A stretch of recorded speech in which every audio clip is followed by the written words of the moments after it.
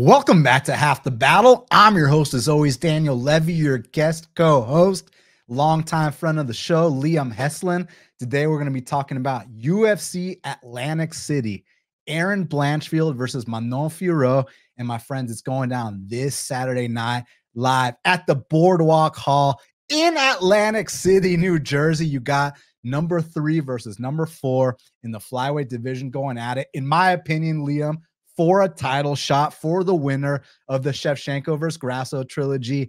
And it's nice when you get a real number 1 contender fight in the main event. 5 rounds. Let's find out who the better woman is, and let's see who might be a potential future champion at the end of the year, Liam. Absolutely. I'm fascinated by this fight. I got to say, bias is on the table, right? I'm a Northeast guy. I'm a New York guy. Also know some people that have trained, firsthand with Erin Blanchfield. So I've been hearing the stories about her in the training room for a very long time. I've heard that she was very quality, very talented. Also, I just disclosed to you guys, I steal a lot from her coach, Karol Pravik, Silver Fox BJJ. If you don't know, now you know. He's got great guillotine series. He's worked with Firas Zahabi and the like. So I just think that overall, you got a great quality of skill here. Manon Fiorot, she's proved it a lot of times, right? She fought a lot of really good fighters. And then on the other side, Erin Blanchfield, I think, is all the limitless potential, right? I see her as a future champion. Whether that is something that she can materialize on Saturday, obviously, we're going to have to wait and see. But I think that this is a great fight, 2 talented fighters. And for Manon Fiorot, it's almost more important that she's going right now. 34 years of age, not getting any younger, kind of got to make that push right now if she wants a title shot. Meanwhile, Erin Blanchfield, one of the youngest people on the roster still, been putting in the work, been getting the wins, and I think been earning it every time out. So I'm really excited to see how this one shakes out, my man. Yeah, and I mean, I couldn't have picked a better guest than the Northeast's finest. So, and I mean, we're going to find out firsthand if these New York boys and girls are going to teach them how to wrestle or not. So let's get right down to business, Liam, because in the main event, in the flyweight division, you got a number 1 contender fight between Erin Blanchfield. She's 12-1. Taking on Manon Fiorot, who's 11-1. And currently, Liam, they got it. Erin Blanchfield, -175. The comeback on Manon Fiorot is +150. Now, one way to look at it is that it is quite binary. I mean, if you're betting on Erin Blanchfield, you know exactly where you want her to be. If you're betting on Manon Fiorot, you know exactly where you want her to be. And actually, I do have a bet on this fight, and let's just go ahead and get into it. So, firstly, when Erin Blanchfield fought Miranda Maverick, she was a +125 dog. Y'all remember, I took her there, goes out there, puts on a clinic. When she fought Jessica Andrade, +160 dog, goes out there, shows a little bit more improvement on the feet, eventually takes her back, chokes her out. And in some of these other performances, the thing I like about her, she's got that Merab quality to her. She does not get deterred. If you stuff the first few takedowns, she's going to keep trying over and over and over. And even in that last fight against Taila Santos, where people will mention how she went, 0 for 14 on takedowns, there were 2 more rounds. She was going to get that takedown. Not only that, she does not get deterred, like I mentioned. She's going to keep trying. She's going to push you up against the fence. I mean, one thing that can never be in question about Erin Blanchfield is her will to win. We know that she's an unbelievable black belt on the mat, and that's, she's one of these kid prodigies who was like a black belt when she was like, 19, 20, 21 or something like that. So, like, she's been doing her thing for years, and she does get on top of Manon Fiorot. That's what I'm curious about, because think about this. With a lot of people, it might be an ego battle. Oh, I'm the better grappler here, this and that. But Manon strikes me as very smart, very intelligent, and only plays to her strengths. And I'm thinking if she gets taken down, I doubt she's going to be trying to throw up triangles or throw up arm bars. I assume it's going to be, let's frame, let's get our back to the wall walk, get back up, shoot our underhooks, disengage, and get back to running and pointing. And that's how I think Manon has to approach this fight. So when this matchup first got announced, Liam, I was thinking, if I'm the bookmaker, I'm making you pay chalk on both sides. And initially, I think that might have been the case. Yeah, it was. It was -110 apiece. That's kind of how I viewed it. But now the action's coming on Blanchfield, and I'm not saying that's wrong by any means. I mean, Blanchfield, she's dominant. She's been doing her thing, and she clearly has the trajectory to, if not be a future champ, be at least a title challenger. And she's only goddamn 24 years old. So even if it doesn't work out this weekend, it can definitely work out down the line. So right off the bat, I told you I line at -110 apiece. So with that said, it hurts my feelings to have to pick against someone who I, hold in such high regard, who I think could potentially be a future champion. But it's about numbers for me. And early in the week, I did take that plus 170 on Manon Fiorot. And to me, it's just about playing it smart here. It's about, I haven't seen any indication to believe that Manon is some kind of fish on her back. The time she did get taken down against Jennifer Maia, she got right back up. And don't forget, Maia is someone who, look, she's not, she's not a world beater, but she is a former UFC title challenger. She is someone that took down Valentina Shevchenko and held her down for the entirety of that round. Wasn't able to do that to Fiorot. I think Fiorot is very disciplined in her style and doesn't, get carried away on some ego trip, doesn't fight uncharacteristic, will kind of, pick and poke, run around the ring, side kicks, straight punches when necessary. And I think she's had the adequate tests for this. For example, Tabitha Ricci, who I'm not comparing to Erin by any means, but that's at least a black belt who's a little bit on the smaller side. Like, that was definitely kind of a look that, when I was scouting this fight, there were only a couple matchups I looked at. I looked at Manon versus Tabitha, black belt. I looked at Manon versus Mayura Shitara Bueno Silva, opportunistic submission finisher. And I looked at her against Rose Namajunas, her most recent fight. And Jennifer Maia, who actually took her down. I think that's important to look at too. I mean, I just see a very smart, systematic fighter here in Manon Fiorot, and I really do think that she can frustrate Erin Blanchfield and not give her that fight she wants. And I guess what I haven't concluded yet is a lot of people think it's a one takedown situation and the fight's over shortly after. Erin takes her down once, and that's it. And I'm thinking that Manon can survive. I'm thinking that Manon, look, maybe that round is over, but the next round starts on the feet. Erin's jiu-jitsu is incredible, but I don't think her wrestling is quite the best. And I'm very curious to hear your take on it because, again, when I line at minus 110 a piece and you give me a plus 170, I just had to move in on it. And it's, again, it would not, I would not be sad to see Erin win. I love Erin Blanchfield. I love Manon. But I think right now, Manon, 34 years old, flat out in her prime. It's her time to make her title run now. And Erin, you got the next damn 10 years to make your title run. So even if she takes a setback here, I don't think it's going to push her back that far. I think 1 or 2 wins, she's right back in the mix. I couldn't agree more, especially about those latter sentiments. I wanted to start off by addressing a couple of things that have bothered me this week on Twitter, which is just like, you can pick a side. You could have, a difference of opinion without discrediting one fighter, right? And I think, like, the thing that just jars me about some people's reaction or analysis to this fight is like, oh my God, Erin Blanchfield has very few technical skills. These are the real things I'm seeing in my comments, in my mentions on YouTube, whatever. It's like, that's not true, right? If you think that, I don't respect your opinion on fighting. So period, point blank. I'll just let you know, if you don't like me because of that, that's fine. I have an opinion on fighting, right? I have an opinion because I've watched a million fights. I've been doing this since I was 12 years old. This is what I enjoy. So if you want to tell me, hey, this person's overrated, okay. You want to say this person, I think they stink, okay.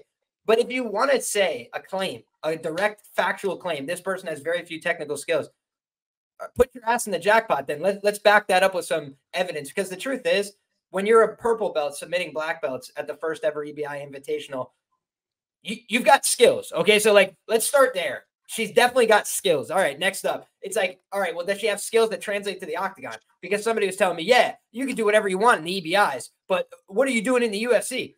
50% of her wins are by submission in the UFC. What's she doing in the UFC? Making it to a #1 contender fight in a main event is what she's doing, Liam. At 24 years of age, right? Like, younger than I am. And then on top of that, it's like, okay, you want to critique the skills. Is Jessica Andrade like a bad fighter or something? All of a sudden, she just beat Mackenzie Dern, who's another very skilled, talented. Are you referring to future Hall of Famer Jessica Andrade? Yeah, wins in 3 different women's weight classes. So like, I find it hard to take some of those takes seriously. Now, somebody sharp like yourself that says, hey, I see value on a plus 150 in a fight that I think should be pick'em. That makes a lot of sense to me, right? It's like, I love Erin Blanchfield. And did I go out there and take her on the money line even against Jessica Andrade? I did not. I thought that there was correlated opportunities. And I'll explain a little about my betting style. I look for big plus money. How can I get it on something I already like? I thought Erin was going to win the fight. I thought she was going to do it by submission. But I don't want to get, out over my skis, 5 units on Erin Blanchfield and these kind of things. So I'm like, what's a way that I could target big upside without taking a huge risk? Plus 540.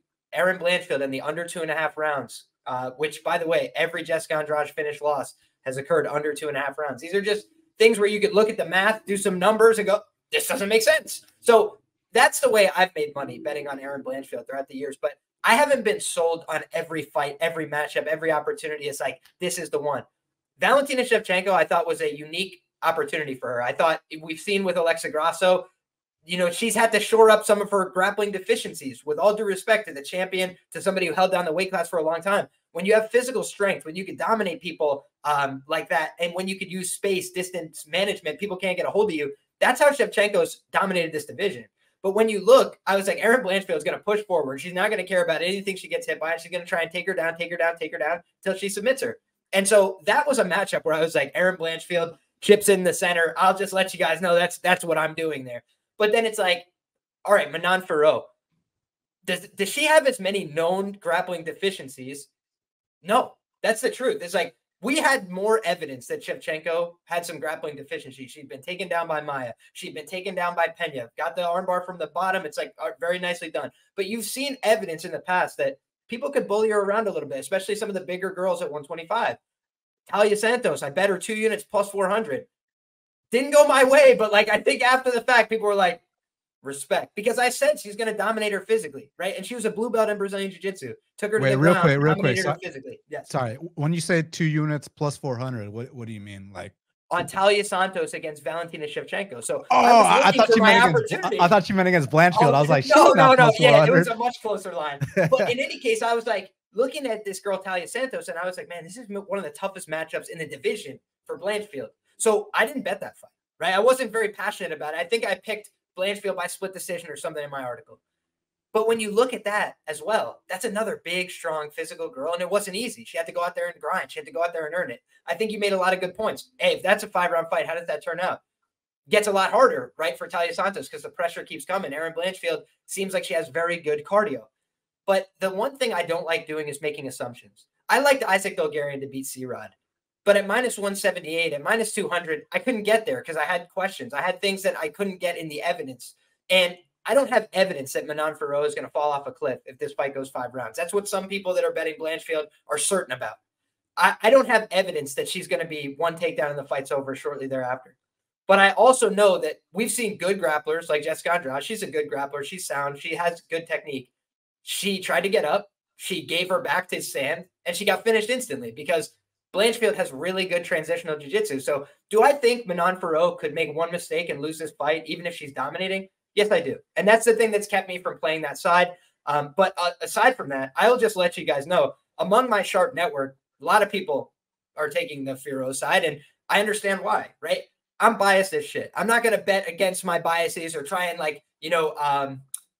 be Nostradamus. But I also try and take good bets when I see them. Aljamain Sterling, minus 115 against Petr Yan. No, thank you. I'll live to find it out another day. But at plus 270, I'm going to take that, right? Because that's my style. I like to bet on underdogs. She's not the underdog. I think she has a decent chance to win. I don't think that I'm getting an edge on the numbers, certainly. So I'm going to do more research before I have an official, breakdown for this fight. I'm still in the middle of my research process, stepping up on short notice here. But what I'm looking at is 2 girls that I respect, 2 girls that I think are very talented. One girl who's never been an underdog in the UFC, that's Manon Fiorot. And now you're getting her at plus 165 to find out if at 34 years of age, she's ready to go right now. If she's not, that's the end of the experiment in some ways. Like then she just becomes like another one of these girls in the division, going to have some tough fights, maybe a rematch with Rose, but then it just becomes whatever it is. Whereas on the other side here, if she wins, we're having a whole different conversation. Could be the first French UFC champion. So I just think that there's a lot riding on this fight. I think it's a high stakes fight. I think there's a lot of pressure on a young 24-year-old Erin Blanchfield. Got to go out there in front of the raucous crowd in New Jersey that's going to be behind her, that's going to be supporting her. That's a lot of pressure. And when you have pressure, what does Chael Sonnen always say? Pressure creates fatigue. So would it stun you guys if she went out there, attempted 50 takedowns and got a little bit exhausted? No, it wouldn't stun me because it's a big pressure situation for a young fighter that's developing. And by the way, you still develop physically until you're 25 years of age.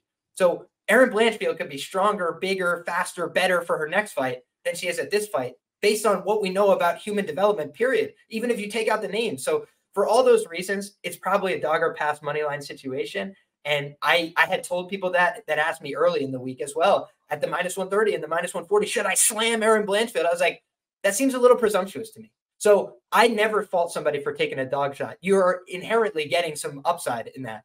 but I also feel she could win this fight in an instant, even if it's going poorly for her. So for those reasons, I've kept my hands clean in this one. Nice. Yeah. No, I mean, I already stated why I took the plus 170. Nothing against Blanchfield. I love me some Blanchfield. It's just a number. I mean, you line something to pick them and you get a plus 170, act accordingly. So let's see what happens. I mean, my read is that she's just going to frustrate Blanchfield. I think that Blanchfield is going to fight very tough. I think she's going to earn a lot of respect, and people are going to be like, man, this girl, she's such a dog. You know, she kept going forward. She walked through all these big punches, but just ultimately couldn't get her game going. But like, you know, only 24 years old, give her, you know, those 6 months off to think about what went wrong. And she's going to come back a new animal. And I do see her being a champ one day. And if she goes out there and goes ahead and beats Manon this weekend, hey, like, hey, you're right up there, girl. So either way, this fight's gonna be very telling. And yeah, let's see. May the best woman win. I'm on Manon here, plus 170. Let's get it. Co-main event of the evening in the welterweight division. We got Vicente Luque. He's 22-9, taking on Joaquin Buckley, who's 17-6. Currently, they got it. Vicente Luque minus 122. The comeback on Buckley's plus 102. But it just depends where you look, because in most other books, it's a dead pick 'em. That was just in one specific spot. Mostly everywhere else, it's minus 110 a piece. And I mean, listen, Liam, you got one of the most potent finishers in the history of the welterweight division, Vicente Luque. And I say in the history of the welterweight division, you know, this guy knocked out Tiago Maheta Santos at like 85 or 205 with his nasty left hook back in the day too. So, I mean, Vicente is as dangerous as they come. One of the best left hooks in the business. If Paul Daly didn't exist, I would say that Vicente has the best left hook in welterweight history. The calf kicks, his front headlock series, just such a vet. You make one mistake on a guy like Vicente Luque, you leave him one opening, you show him an ounce of weakness, and I mean, this guy's gonna go ahead and get you up out of there. Joaquin Buckley, a guy that's been paying his dues for a very, very long time, and a guy who's always had the talent, always had the physical attributes. It was just about, you know, putting it together mentally. It seems like welterweight is his home. And I like the last few performances from him. So they're meeting at a very interesting spot. How do you kind of see this one going down? Oh, this is brutal for me, man, because I don't have the strongest opinion. So I'll be very brief on this fight. But here's the things I want to get off my chest about this one. Vicente Luque is underrated. I think that's like almost undeniable at this point. It's on a what? Sorry.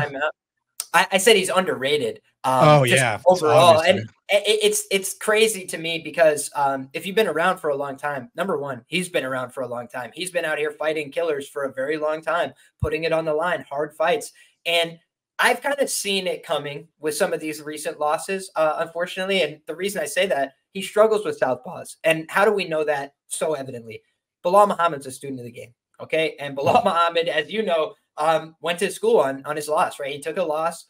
It was a brutal one. His only time he's ever been finished, which I pointed out earlier today. Like, are we not giving enough credit and respect to the guy who's the only man to ever knock out Bilal Muhammad, who's 9-fight win streak in the welterweight division? Like, dude, even Bilal going into that fight was like, yo, this guy knocked me out. Like, that keeps me up at night. Like, that's the reason why I'm taking him so damn seriously. You know, and then you see everyone on Twitter like, oh, but that was a million years ago. Yeah, ask Bilal about that. Bilal is the first one that'll tell you, like, bro, when I was getting ready for that rematch, all I could think about was this man put my lights out. Like, that's a scary mental hurdle to have to overcome, Liam. Yep. I mean, think about Dan Henderson, Michael Bisping, right? Another guy. Exactly. It would have been way long ago. And a guy who's like 40 some odd years of age, he was still worried because Dan Henderson still could crack. So when you look at Vicente Luque, he's obviously got power in his hands. He's a completely underrated grappler. Black belt in Brazilian Jiu-Jitsu. People tell me on my comment section he's a bum grappler. It's just things that don't make any sense or don't compute with logic and reality. So that I have to just get off my chest. Like, he's clearly underrated. Dude, I swear to quotes. Like, you know, people saying like that the evidence that RDA is washed is that he got out-grappled for portions by Vicente Luque. It's like, all right, show me the guys that have out-grappled Vicente Luque cleanly in the UFC. I'll wait. All right, so it's like we're not going to have that conversation. He normally loses strikers, and he normally loses to southpaws. What Bilal Muhammad did beautifully is he switched his stance to southpaw. He made it a much more difficult fight for Vicente Luque. What else did he do? He used movement. He kept him guessing. Who fights out of the southpaw?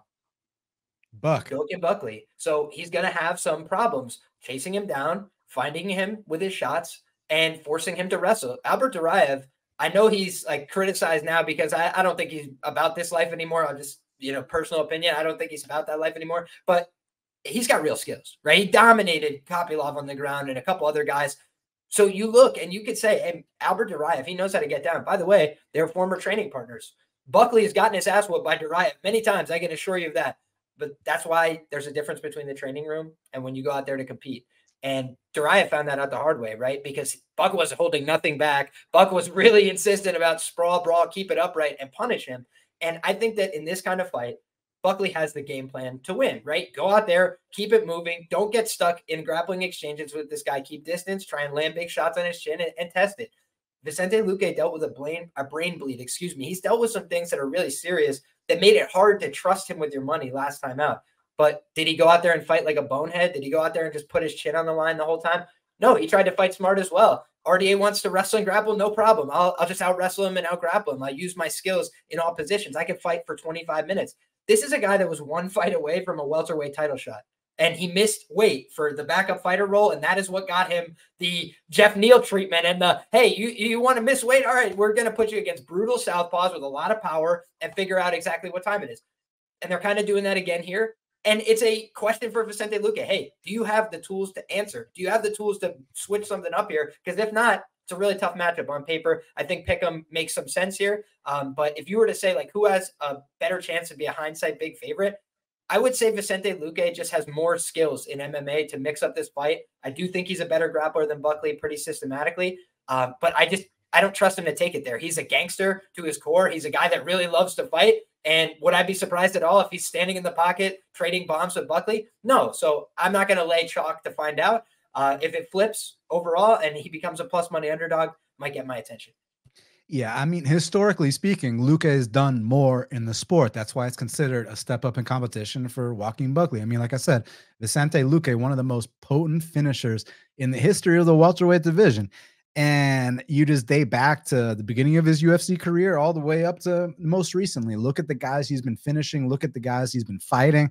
The thing with Vicente, it's more like you were referencing the brain bleed and stuff. And that's not just some random thing. This is a guy who would literally go life and death with everybody. I mean, the Brian Barberena fight, one of the best fights of all time. His fight with Mike Perry, absolute insanity. The second Nico Price fight, holy shit, World War III. The Belal fight, like you mentioned, Belal, a very smart fighter. One big weapon Belal had in that fight was the liver kick from the southpaw stance. I'm glad you noticed that.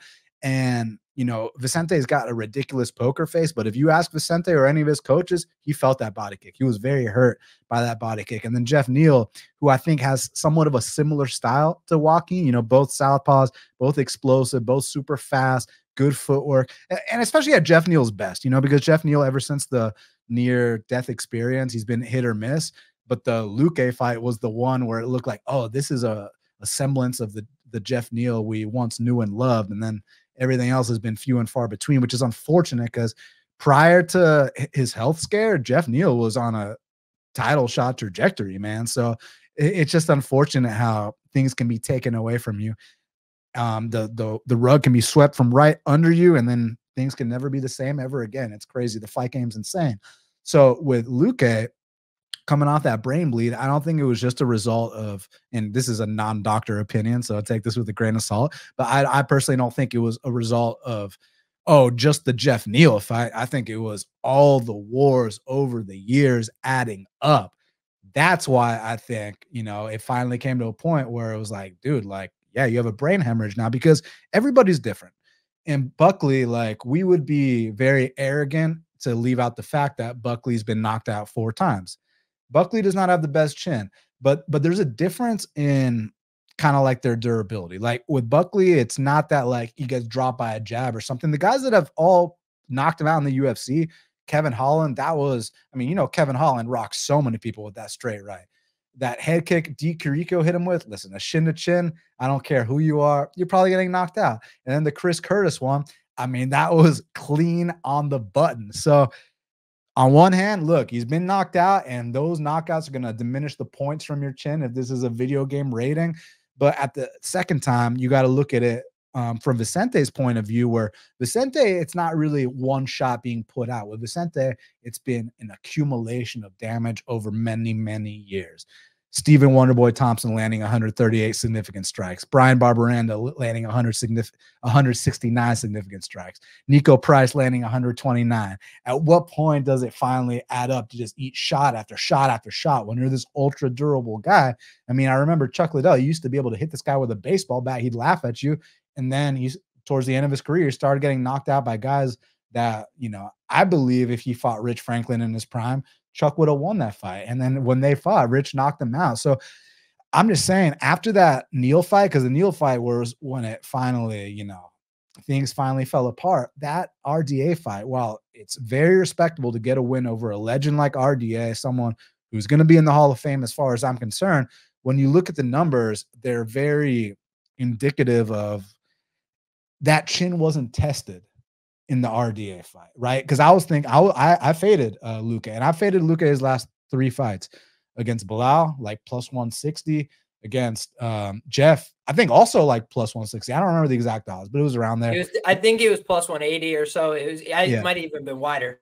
And then against RDA, plus 115, because it was like, oh, like I already thought that you were taking way too much damage. And again, when I say that, Vicente, fucking warrior, the kind of guy that I will always be a fan of, and I will always watch a Vicente Luque fight, no matter what. But as gamblers, as betting men, we have to be objective about the fact that this man takes so much damage. So after the Jeff Neal brutal result, then it was the whole brain hemorrhage talk. And I was like, dude, I don't care how you slice that. That's a red flag. I'm betting the dog odds on RDA.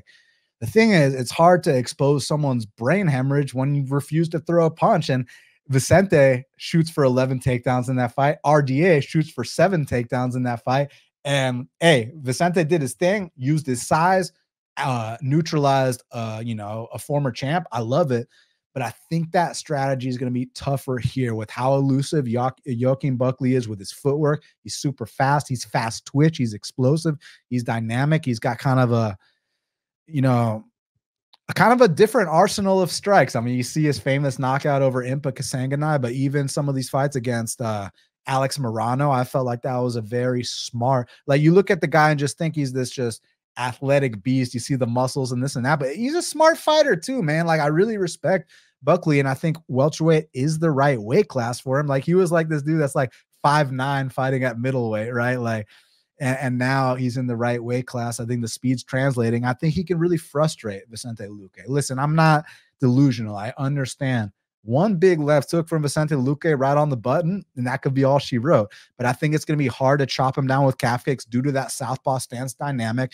And usually against southpaws, the best weapon if you're an orthodox fighter is that right hand instead of the left hook. So I'm going to be interested to see Vicente coming out here with some big right hands. But man, I think Buckley can frustrate him. And I took on Monday, I believe it was, Buckley at plus 124. So now at, you know, minus 110 a piece, you know, I wouldn't be interested. But at the dog odds, I just kind of had to continue my, it hurts my feelings to say this, but my fade Vicente tour. Like I said, Bilal, Jeff, RDA, now Buckley, all dog odds. Just because when you're that kill or be killed type fighter that just takes insane amounts of damage, at some point the bottom's going to drop out, and I think we might be towards that point. All respect to Luque, only 32, he's still young, but he's been in a lot of wars. I think Buckley's catching him at the right time. So if Buckley's chin doesn't get checked, I think Buckley can win this fight and frustrate Luque, and I took him at plus 124. Great bet. Now there's minus 110. You did your job. Now, featured bout in the middleweight division, we got Bruno Blindado Silva. He's 23-10, taking on the future Hall of Famer, the former middleweight champion, the All-American Chris Weidman, who's 15-7. Currently, they got it Bruno Blindado minus 250. The comeback on Chris Weidman's plus 210. For those that don't know what Blindado means, it means bulletproof in Portuguese. So, interesting fight. I was actually in the building when Chris Weidman won the belt against Anderson Silva. Whole place went silent. You could hear a pin drop. It was insanity. And I made my way to the floor, and Ronda Rousey's there, and John Jones are there. They're all hanging out on the floor. Everyone's shocked. Lorenzo Fertitta walks by me. I was like, Lorenzo, what do you think about that? He's like, crazy, like nuts. Because like Anderson was a god. there has not been a fighter with the aura that Anderson had. I don't like who would you consider to be a modern day fighter with like a real aura like that? I think Chimaev had one, and I think it's kind of slipping a little bit just because, you know, you don't see somebody a little bit, it starts to recede. But I do think that that's kind of the closest thing I've seen in a little while, because there was a time when it was like, who's Chimaev going to fight next? He just killed 2 guys in 1 week. Oh, you know, he can beat anybody. And I think eventually the gimmick runs a little tired when you haven't gotten in there enough. But Chimaev's the guy I'd put forward. Yeah, and the thing is, that guy hasn't even touched gold, and the times that he's been extended, he's lost rounds and fights. I'm not discrediting, like that's nitpicking an undefeated fighter. So please take that like, you know, as respect. But I'm just saying, like when Anderson was on his run, like, and I've been through, you know, I've lived through the Chuck Liddells, the Rampages, the Coutures, the BJ Penns, the GSPs, the modern champs, the Usmans, whatever. No one has had the aura that Anderson had. Anderson was like a superhero. Like you literally thought you were watching a movie when this guy was in there. And I remember vividly being in the arena, watching that fight, and like Anderson's clowning him like he does to everybody. I'm like, oh yeah, Chris is broken. Like, here we go. The knockout's about to come. And Anderson fucked around a bit too much. Chris capitalized, and the left hook heard around the world, literally, because the place went silent. And man, that's a moment I'll never forget. Chris goes on to defend his belt against Machida, against Vitor Belfort. I mean, there was one more title defense in there too, right? Or oh yeah, against Anderson the second time with the leg break. So yeah, I mean, as far as I'm concerned, Chris is a future Hall of Famer. Like once he lost to Luke and then went on the big skid and whatnot, like that should not diminish what he already accomplished prior. And I do have my theories because the Luke fight was the first fight with USADA testing. And I'm not going to make any accusations, but what I will say is when you watch Weidman, like in the Machida fight, in the Anderson fight, you see his physique there, then you see his physique as soon as the USADA testing came in.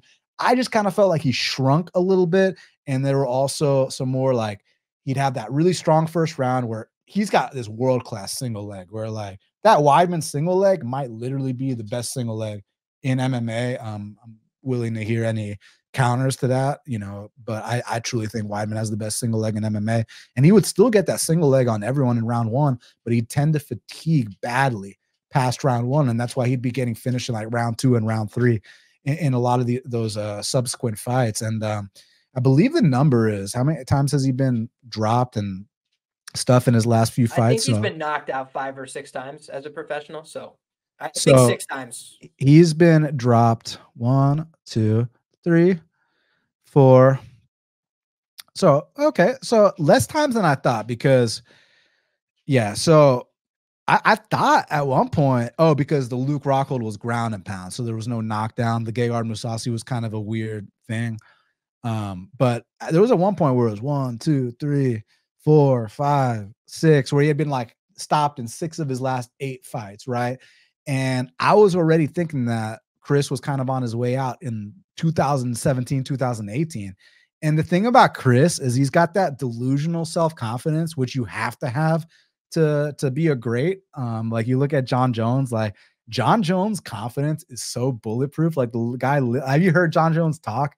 Like John Jones, when he talks, it's like you believe what he says. Because I remember when he was coming back off the 3-year layoff to fight Gane, and the fight was lined close. But when I heard John Jones talk, and interviews don't usually sway me, but the kind of confidence, the kind of like, this is what I'm meant to do. Like, this is who I am. Like, no one can beat me. I was like, damn, like, I believe this guy. Weidman's got that delusion, but the results aren't stacking up. And like, we're thinking now, all right, buddy, you're 39 years old. Like, not only like prior to the leg break, Liam had already been knocked out in like what 6 of his last 8, and it was just looking bad.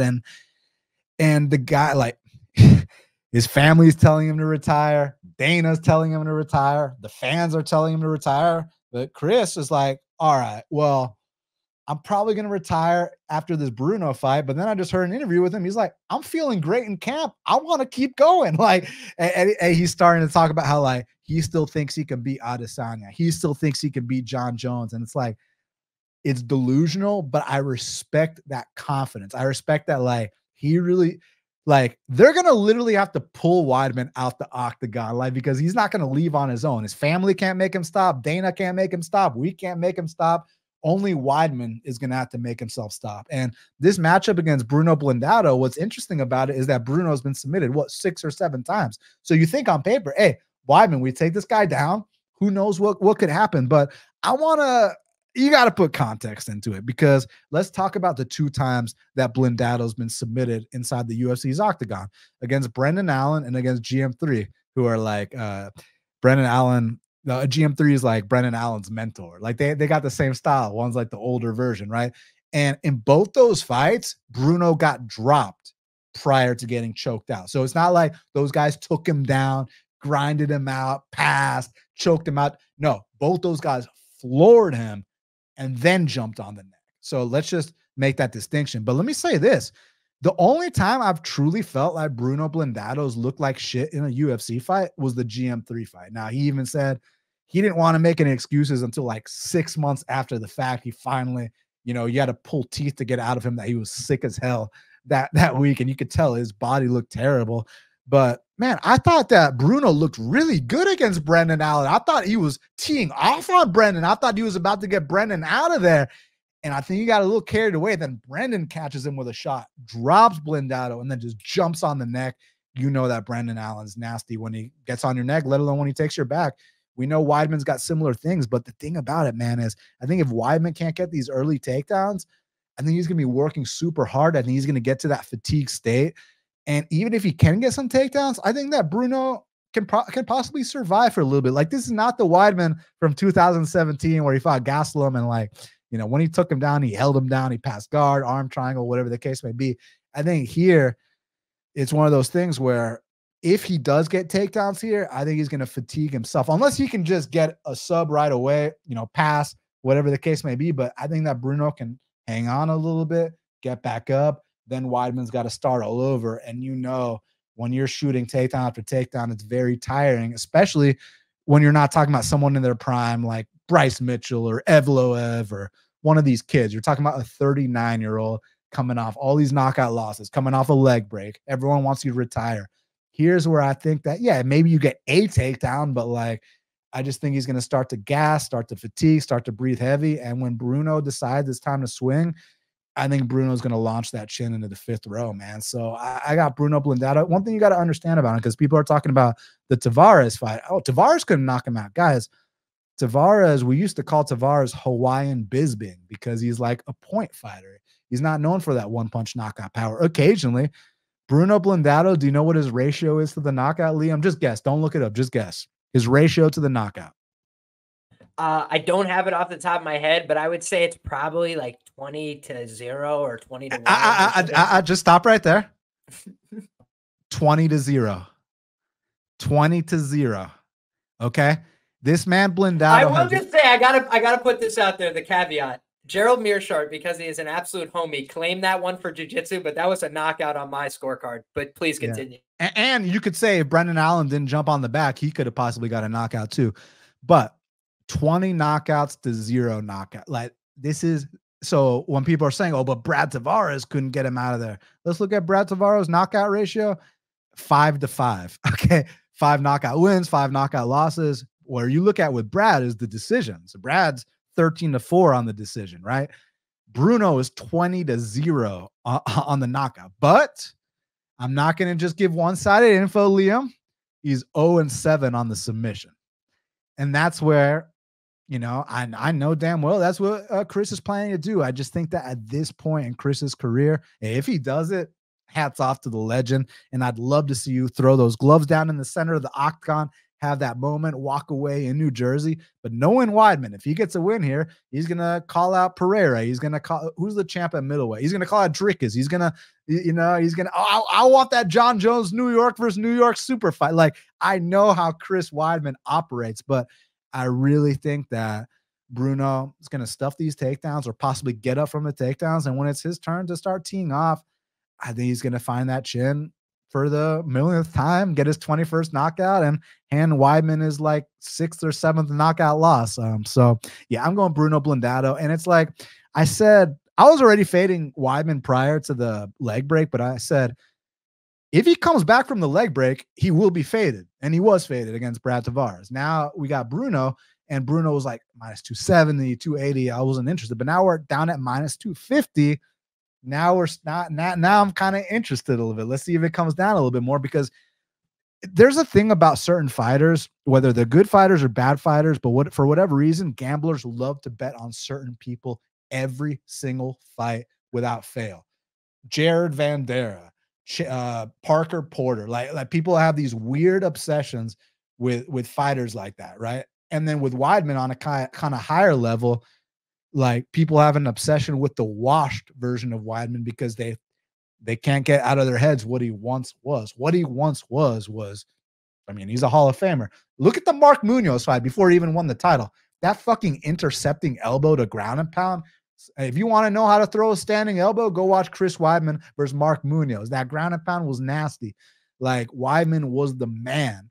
He still is the man. It's just 39 on his way out. So, yeah, I think Bruno Blindado finishes him brutally, and I'm looking for some way to play it. We'll figure out how soon. But, yeah, that's my pick, and we'll see what happens as far as the bet's concerned.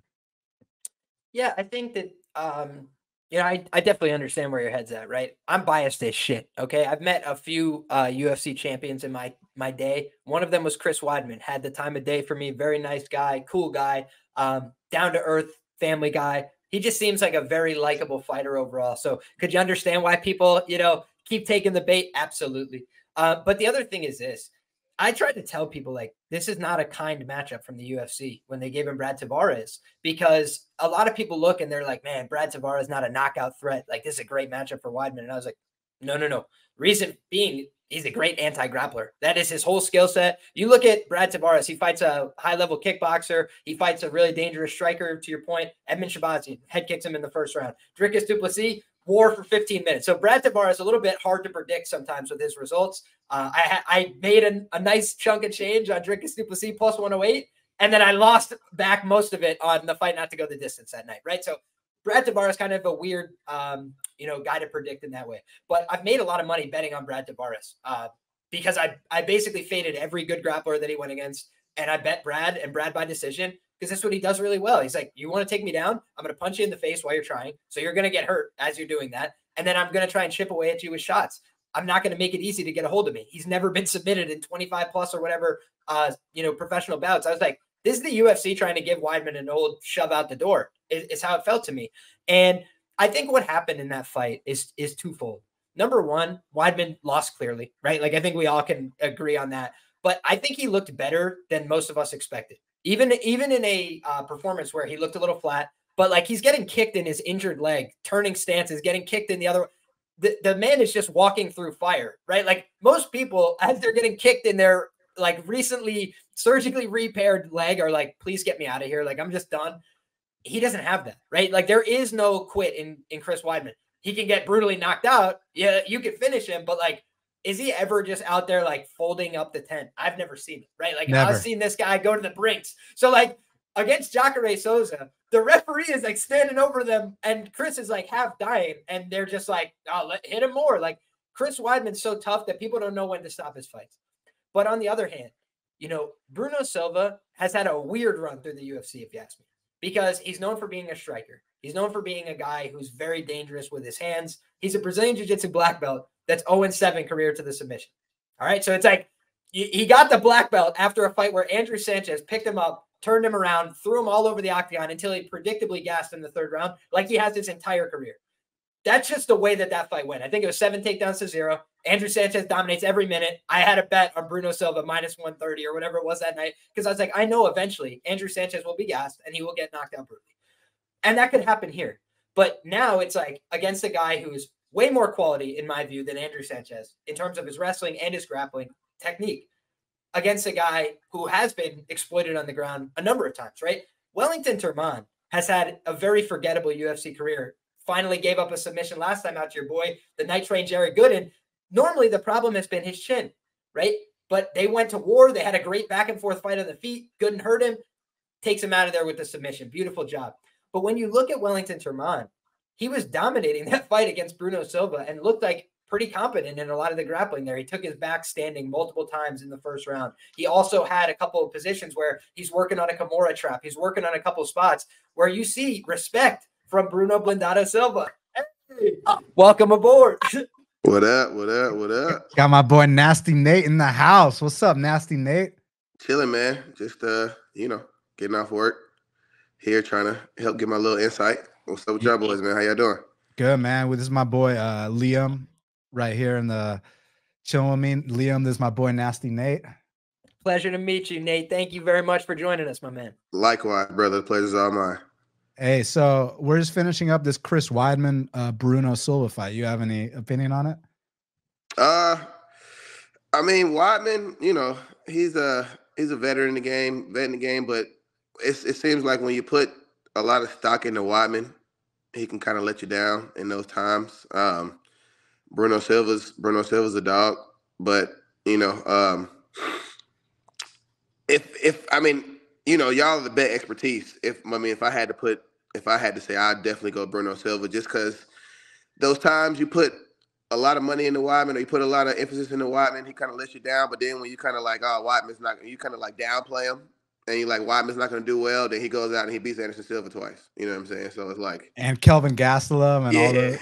Yeah. So I mean, just to be on the safe side, I would say Bruno Silva, but Weidman will always surprise you when you least expect it. Any closing words, Liam, on this before we move on?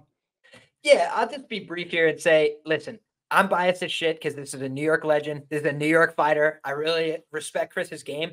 And I think that he has the tools, the skills to beat somebody like Bruno Silva. Does that mean it's going to happen? No, it's a fight, right? And you're relying on the fact that this guy could absolutely get knocked out. He could gas out in this fight. But I went back and watched the tape, and the tape told me that I've seen other guys that I rate as good or not as good as Chris Weidman take his back, put him in vulnerable positions in the first round, right? Going out there, Wellington Turman picks him up and turns him all the way through the air like he was Daniel Cormier on a single leg. You were talking before about who's the most prolific single legger in the history of mixed martial arts. Chris Weidman, maybe what's his name? Glover Teixeira. Like there's not that many guys that have pulled it off at a high level, the single leg. Daniel Cormier is another one of them, more of a high crotch variation. But this guy, Chris Weidman, goes out there, normally can take people down. And you look at the guys he didn't take down, Yoel Romero, Jacare, so like half these guys you wouldn't want to take down if you could, because they're elite jiu-jitsu players. And then the other ones, it's like they're some of the best wrestlers in the history of the middleweight division. So I think that there's a little bit of give and take here where absolutely I could look like a fool, but I'm always willing to take that risk. When it's an underdog price, when it's a guy that's undefeated in Atlantic City, I know that this guy, Chris Weidman, has put everything into this camp. I know that he wants to win better than I want him to win. So when that's the case, right, and I know that he has the skills to do it, plus 240, I'm willing to take the shot and find out. Now, I could be crying in my coffee on Sunday morning, but that's the way I play the game. I bet on underdogs. I'm willing to take a risk. And I think that Chris Weidman at plus 240 held some value because I think in the first round of this fight, he could be taking this guy down and dominating him. But I also will concede Bruno Silva got taken down and dominated for 10, 11 minutes against Andrew Sanchez and then killed him instantly. That is another possibility to this fight. So if you're on Weidman like me and he's minus 200 going into round 2, I'm going to be click, click, click, getting out of that position and making sure I'm riding a free money ticket on both sides. But that's how I felt about it after doing the tape study. Was I didn't want to bet on Weidman, and I feel like I'm obligated to based on what I saw. So let's see how it turns out. But I also like a look on the fight not to go the distance here, because I think Weidman needs to submit this guy or he's going to have a very difficult night. It'll be a long 15 minutes with Bruno Silva. Yeah. So you're on Weidman. I'm on Bruno. Anything else to add, Nate, before we move on? I like it. Like I said, I'm gonna go with the New York veteran Weidman, just because he's put the time in. He does have those wins when he is on his game. He's one of the best in the world. It's just we just got to see which Weidman shows up on that night. Yes, sir. Yes, sir. All right. So we're going to go in a little funky order here because my boy Nasty Nate, former pro fighter. And now what I really like, Nate, is that you're transitioning to, so I thought, hey, Nate, you'd be a fucking great coach with all your knowledge, but you're actually transitioning into reffing, which I think is so awesome because the biggest complaint I have is all these incompetent people reffing and judging fights. And now with you, who's had near 30 pro fights, you fought, beat UFC vets, et cetera, like these are the kind of guys we need officiating the sport. So thank you for getting into that, Nate. Yes, sir. Yes, sir. I mean, and like I said, it was ironic because the class I just took to get certified, it was me and one other guy who actually had fight experience in the class. And he was taking it as a judge. He didn't even want to be a referee because he didn't want that pressure on him. He wanted to be a judge. And I wasn't trying to be a judge. I was like, no, I want to be the guy. I mean, judges have an impact as well, of course, but don't leave it to the hands of the judges, which is probably the most dumb statement that could be made in MMA today. Like my boy said, you can't say that in any other sport. Like they don't say, don't leave it to the hands of the referees in NFL. Like, you know what I'm saying? Don't leave it to the hands of the referees in the basketball game. Like, what do you mean? You know what I'm saying? So how can't you leave it to the hands of the judges? You know what I'm saying? But it was just ironic, once again, like I was saying, because they were going over, like Blake Grice, one of the best referees in the game. This is who the class was taught by. And they were going over just simple things that you should know looking as a referee.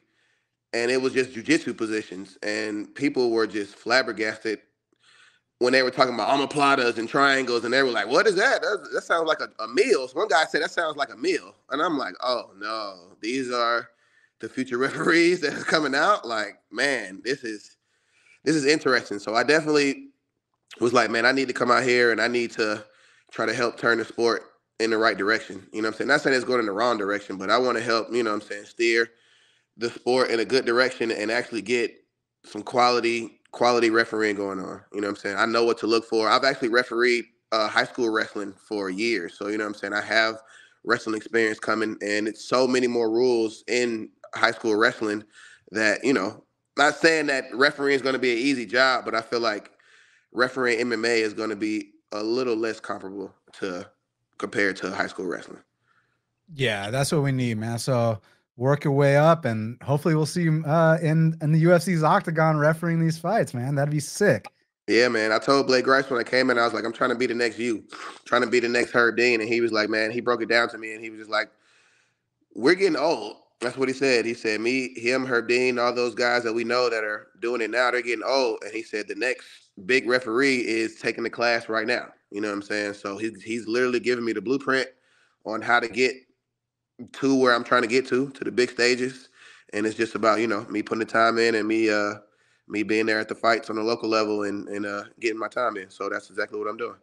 Yes, sir. So the reason I wanted you on today's show is because you handed this man, Angel Pacheco, who's making his UFC debut, you handed him his first L, and you have intimate knowledge of Jamall Emmers. You've sparred with him hundreds of rounds. So let's talk about the Angel Pacheco fight first, then we'll talk about the Jamall Emmers fight, and then anything else you have to say, and then I'll let you go. So we're kind of going in a weird order here. So anyways, next up in the bantamweight division, we got a matchup between Angel Pacheco. He's 7-2, making his UFC debut, taking on Caolan Loughran, who's 8-1.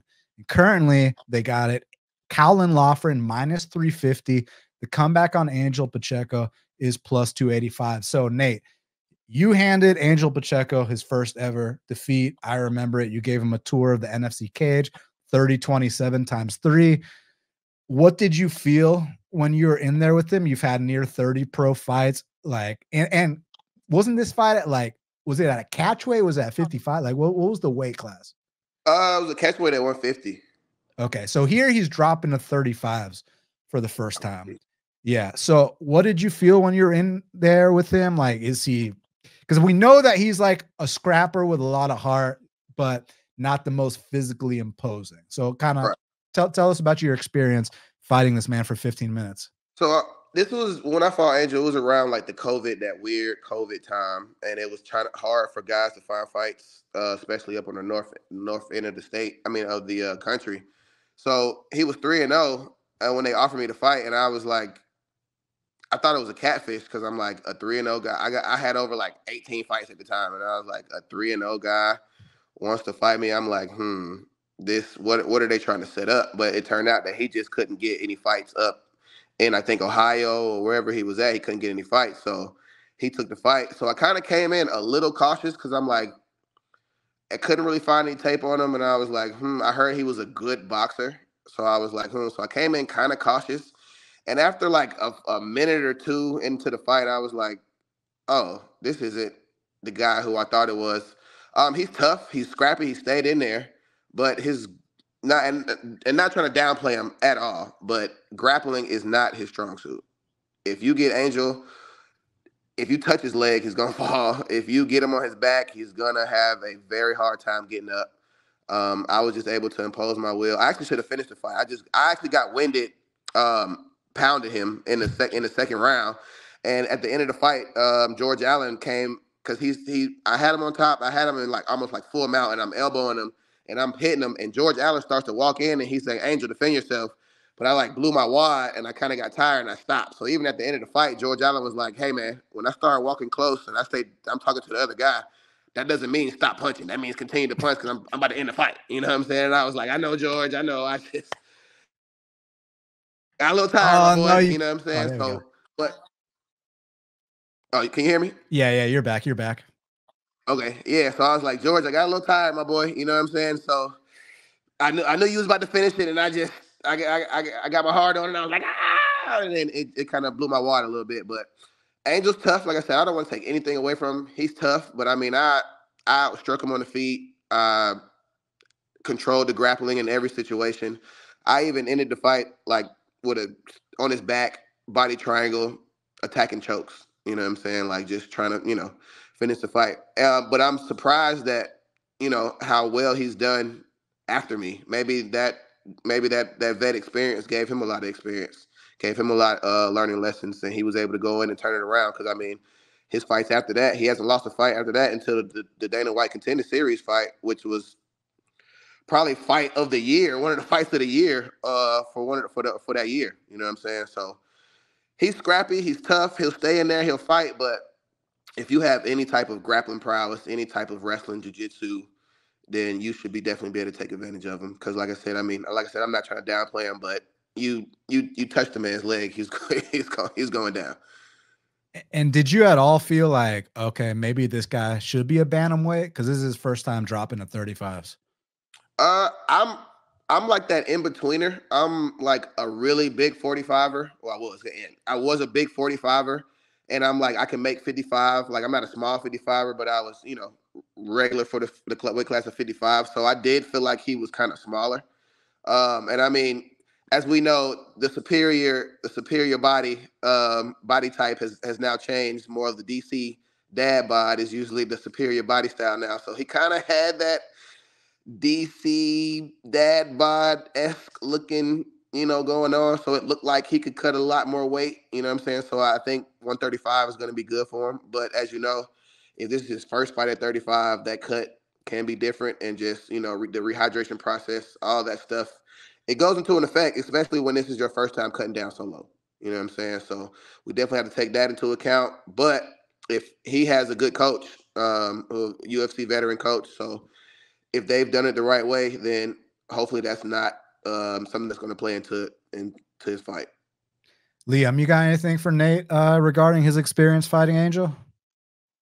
Sure thing, man. I would say this, when you're talking about, you think that there's a lot of vulnerabilities with the grappling. Do you think that a guy like Caolan Loughran would be capable of potentially winning the fight by submission? Because I've seen a lot of love coming in on Loughran by KO in the early market here. And I kind of felt, there were some opportunities for him in the grappling based on what we saw from him last time. And so I kind of thought the line movement was curious here. Do you have any opinion on that? So the KO part, Angel, he has that dog warrior Mexican spirit where he'll sit in there and he'll trade hooks. And as we know, especially with those 4-ounce gloves, that's probably not always the best recipe. Angel is, and as we know, it's not the best thing to rely on your chin to win fights, or to stay in fights. So he gets touched a lot. Like, I even touched him a lot. And I mean, I have good striking, but I don't consider myself to be a striker. And I was like touching him at will. So I mean, if my man comes in and I feel like Buddy can win either way. If he wants to touch him on the feet, he can. But I think Angel is, so it's, once again, it's the weight cut. So if that weight cut is depleted him, then his chin is not going to be as durable as it was at 45. You know what I'm saying? But if they've done it the right way, then of course my man just comes in and takes him down and submits him, you know, if he wants to, because like I said, his grappling is not the best. Yeah. We the Irish are hearing this and just getting happy on the other side. You know, one thing I noticed, like, okay, not just in y'all's fight, and not even just in the Contender Series fight, but if you watch his fight right before Contender Series, he fought a decent prospect. This dude Vilson something, I don't remember. This dude Vilson was beating the shit out of Angel, like beating the shit out of Angel, like drops him in the first minute, is doing whatever he wants, literally gassed from whooping on Angel. And then the second round, Angel throws a flying knee, drops him, takes his back, chokes him out. I was like, damn, Angel, okay. But like, there's not a fight where like he's not like getting his ass beat, win or lose. And long term, that's not going to lead to a very, you know, a long career. But I want to talk about the mentality here, because a lot of this is like, this game is so mental and like feeling like you belong at the highest level. And I'm curious about his mindset going into this. You're coming off a loss. Not a lot of guys get signed to the UFC coming off a loss. So I'm curious where his mindset's at, where it's like, well, I wasn't good enough to win on this Contender Series fight, but because I fought, you know, with big balls, they signed me. Do I actually belong here? Mix that in with his first drop to 30 to 35s. That's where I think there might be some mental factors at play here. Yeah, it's that's definitely something to consider. I mean, but you know, once you're there, it kind of you kind of just embark that I belong here mentality. Like I fought in the PFL, and just getting there, seeing the lights, seeing everything, seeing all the PFL stars, and I'm in the room practicing with them, training with them, and I'm like, you know what? I do belong here. So maybe he'll take on that mentality. And, you know, and maybe he'll, just because I lost, Dana still sees that I'm a dog and he signed me anyway. That could be, you know, a confidence booster as well. So hopefully he takes those into it. He puts his chin down, doesn't allow his chin to be touched a lot, because after a while that chin is going to deteriorate. It doesn't matter who you are. You have a clock. You have a time clock on that chin. And once you start to take too many shots to that chin, it starts to deteriorate pretty fast. So hopefully we're at that point with him. And let's talk about his opponent, Caolan Loughran. He's short, stocky, kind of got that blockhead, like that Marvin Vettori like face, where like you hit him with a baseball bat and he'll just smile at you. And like you said, he is very heavy on top too. He is well rounded. He's a little bit on the greener side. I think he's only 8-1. Let me just double check that. Yeah, he's 8-1. But he just took his first L, and it was to a legitimate, experienced guy who's had like triple the amount of fights. Taylor Lapalus, who, what's his record? Like 18-3. You know what I'm saying? So when you're like 8-0, taking on an 18-3 guy, and he won a round in that fight, man. I thought he fought very admirably. It was just, you know, you were just kind of outclassed. Whereas here, even though this is, you know, closer to Angel's backyard, Angel, I'm guessing he's from what? From like Boston or wherever the New England. Ohio or something like that. Okay, I think you're right. I think he might initially be from like Minnesota or something like that, but then he moved to the New England Cartel guys. But either way, Caolan, he's coming from. So I thought this guy was a Scouser. He's actually Irish, Liam, which is interesting because he talks like Darren Till and all them and like Patty. I swore he was a Scout. He's a big time shit talker, which I like. Like when he went and fought Lapalus in France, like he gets on the scale, he's flicking off the French public. Like the guy's hilarious. I like him, but you hear him talk, he seems locked in, he seems focused, and he seems like someone that's going to win some UFC fights. And this is the perfect opponent for his debut. It's just the reason we have to talk in these terms and we have to cover every basis, because we're not looking at pick-em odds. You have to lay a premium price on Caolan Loughran. It's minus 350. So if you want to profit $100, Nate, you have to risk 350. That's why we have to, you know, cover every single base in this kind of matchup. Where if it was like a pick-em, I just lay my whole bankroll on Caolan Loughran here. But the question is there still value, Liam? Oh, I mean, I think that's hard to say, right? Like minus 350, minus 400. The one thing I'll give Angel a lot of credit for, He doesn't get finished in his fights, right? So, like, to this point, I think it's an eventuality. No, I know, but I think it's an eventuality. I think that's why there could be some value on those finish props. But he's been a tough guy, right? He's gone out there, he's lost a lot of fights, amateur and pro, but never been finished in these fights. So that's one thing I take away is, like, he's not an easy guy to put away. He's going to try and fight hard for the 15 minutes. It's like, if you outclass somebody, you can still finish them, but it's going to be really hard. You're going to have to exert that effort. Like, the referee, you said you gassed yourself going for the finish. Like that's what we're, looking for in fights. Try and put somebody away. Do I have the gas to keep pushing? Loughran seemed to me like he had good gas over 15. He was in a UFC debut. He's taking on an opponent where, like you said, a little bit more experience. Crowd is behind him. So he had a lot of things working against him that could lead to a cardio dump, lead to a little bit of an adrenaline dump.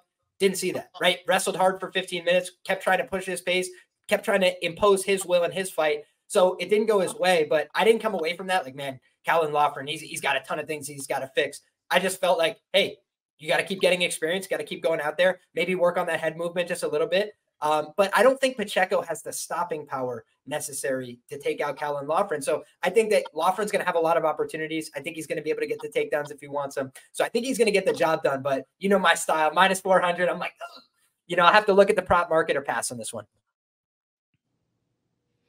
Yeah, no doubt about it, because it's tough, because it's like, if you're predicting a finish, this will be the first time this man's ever been finished. But then again, if he's, it has his typical Mexican style where he just doesn't fuck off, I see Caolan Loughran winning the decision too. So, yeah. So I think we all got Loughran here, but Nate, is there anything else you want to add that, because you're the guy that spent 15 minutes in the cage with this man, and any insight we can get, we love to hear it. I mean, when he hits you, it's not like, maybe I'm just, being biased, but when he hits you, it's like, oh man, because I've been hit by some guys and I'm like, okay, I don't want to get hit by him anymore. But when Angel hits you, it's just like, oh, okay. Not like it's love taps. I'm not trying to just, totally disrespect the man, but it's not like he has like power. He's going to have to hit you a lot to be able to accumulate a bunch of strikes to be able to do some significant damage. So, but him having to hit you a lot means he's going to take a lot of damage as well. So, it's not going to play very well in his favor. So, like I said, I'm going a lot with what you guys picked as well. And then one more fight I want your take on, and that is in the featherweight division. Nate Landwehr, he's 17-5, taking on Jamall Emmers, who's 20-7. Currently, they got it. Jamall Emmers minus 220. The comeback on Nate Landwehr is plus 185. I know you've sparred hundreds of rounds with Jamall Emmers. You know him really well. And I think skills-wise and talent-wise, he's actually pretty damn incredible and could be a top 15 guy. It's just sometimes the mental is where it, So I'm curious about your take on this, because Nate Landwehr, he's going to be athletically outmatched for sure, but Nate got that dog in him. So how do you kind of see this one going on? And tell us what you can share about your experience training with Jamall. His name's Nate, so he's gonna have that dog in him.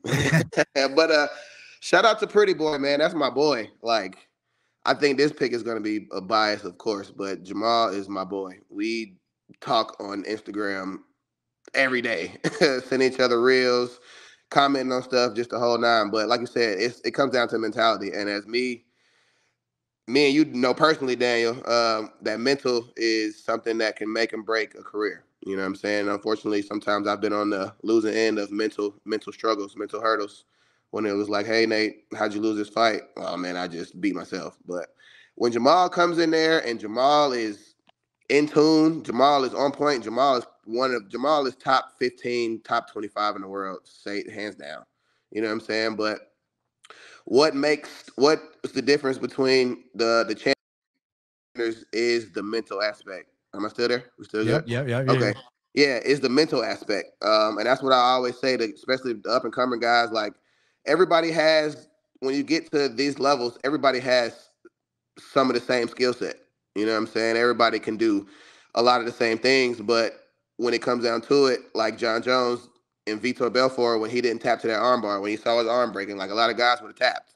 You know what I'm saying? A lot of guys would have been like, oh, no, I'm out of here. But John Jones has that championship mentality, and he didn't tap. He got out, he fought through, and ended up finishing Vitor later. You know what I'm saying? So when Jamall is on and Jamall is locked in and he's like really doing what he's supposed to do, Jamall will beat anybody. But then if Jamall comes out here and he's trying stuff, then he loses to what was the guy he lost to? Got toe hold or something. He went for like a footlock. Pat Sabatini. Yeah, Pat Sabatini. You know what I'm saying? Like, come on. You know what I'm saying? So I like Jamall in this one. Nate's a dog. Nate's gonna come forward. Nate's gonna have his swagger. He's gonna fight hard, and he's gonna talk his fair share of shit too.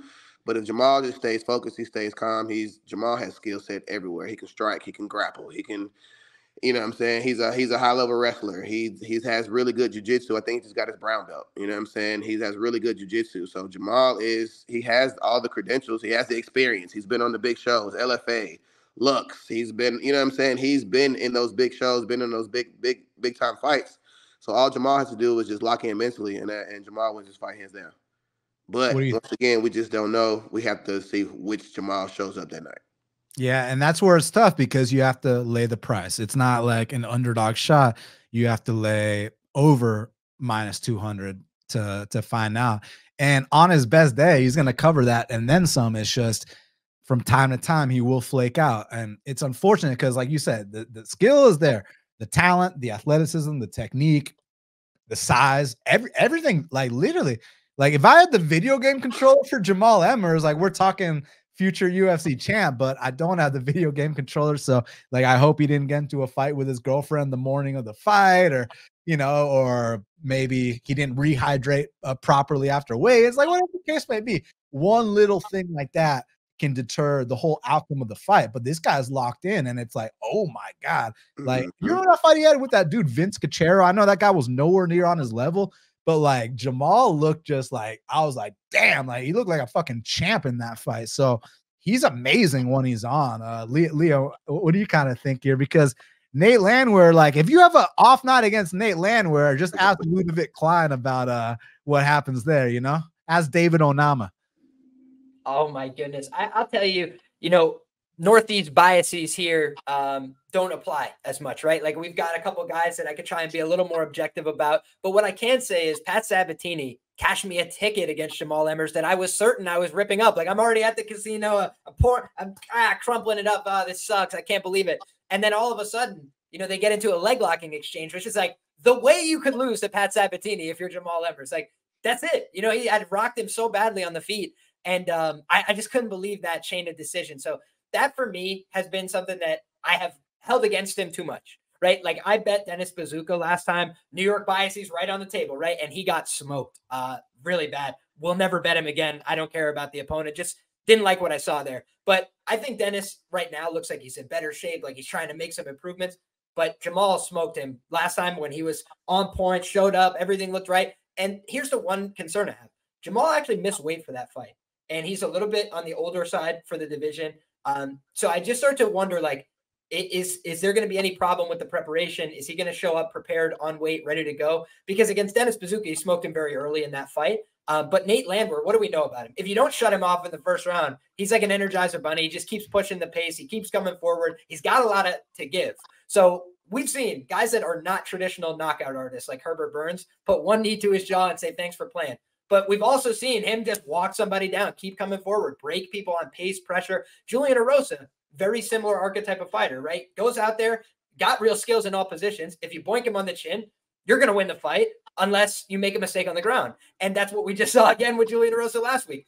Is the chin any better? No, it's as bad as it ever was. But if you make one mistake, he'll make you pay. And I think that there's a lot to be said about Jamall Emmers' real skills in all positions, right? The Jack Jenkins fight, I thought he got highway robbed.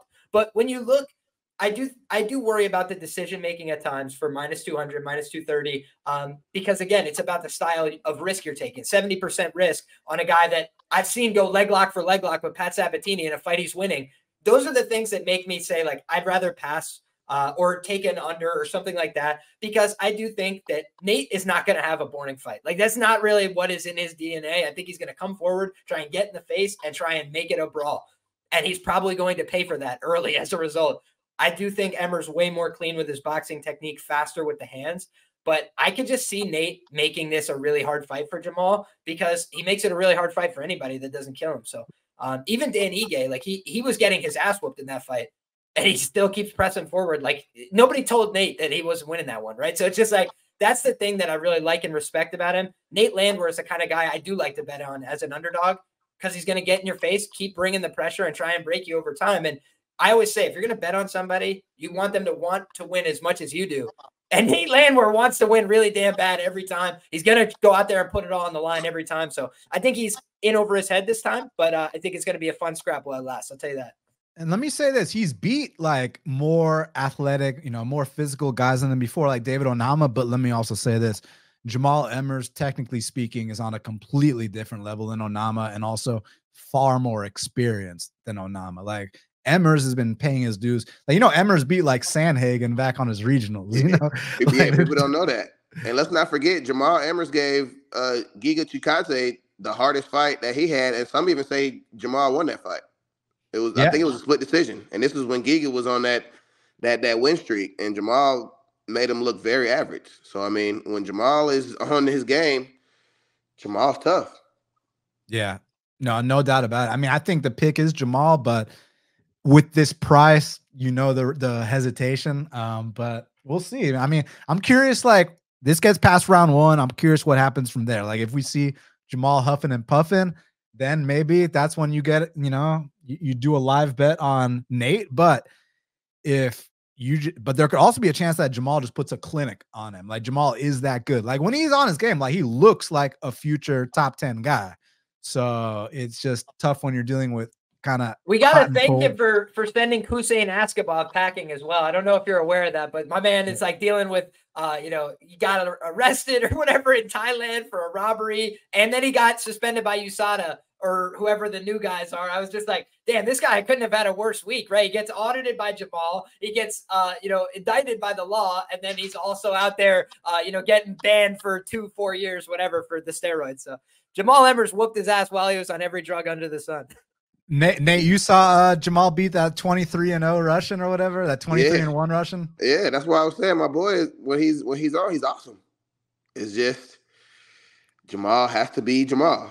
He has to be Jamall, and if he's not, then we don't know what we're getting. And he's at a good camp too. He cross trains a team alpha male. It's not like he doesn't see high caliber every day. You know what I'm saying? It's just who shows up mentally upstairs, and that's going to determine it. And in your conversation, is there any kind of, has he hinted how he's feeling upstairs or? Oh, Jamall's a hippie outside of the cage. He's always just like going with the vibes, going with the flow. We talk about chicks. We talk about, stoning, he's just going with the flow. Tattoos. He likes girls with tattoos. I know Jamall's on. He's feeling himself when he sends me a bunch of like crazy reels. When he's sending me a bunch of crazy reels, then I'm like, okay, you're locked in. And it's fight week. I'm not talking about outside of fight week, but fight week when he's sending me a bunch of crazy reels, and I'm like, oh yeah, you're flowing, you're zen. Okay, this is gonna be the Jamall. And matter of fact, he just ironically just said something. Now he just sent me a reel on Instagram. I just got the notification. So there it is. There's the signal, guys. He's locked in, y'all. He's locked in. Awesome. Hey, Nate, man, I really appreciate you taking a couple minutes of your time, man. If you have any opinion on any of these other fights, feel free to let us know. Also, man, mad respect, like transitioning from your pro career to reffing. Like, that's what we need. Because like I said, I told you, hey, man, I think you'd be a great coach. And you were like, I got one better. I'm going to change the fucking game and be a ref because, like, dude, these refs are ruining fights. These judges are ruining fights.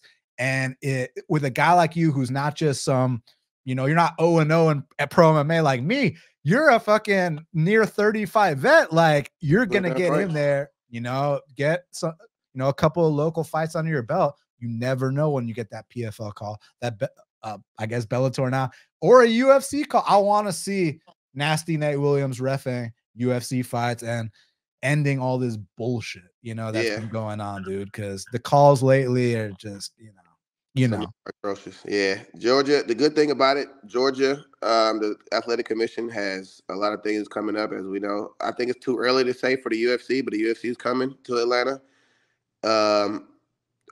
One FC is coming. One championship. Whoa. Hold on. UFC is coming to Atlanta?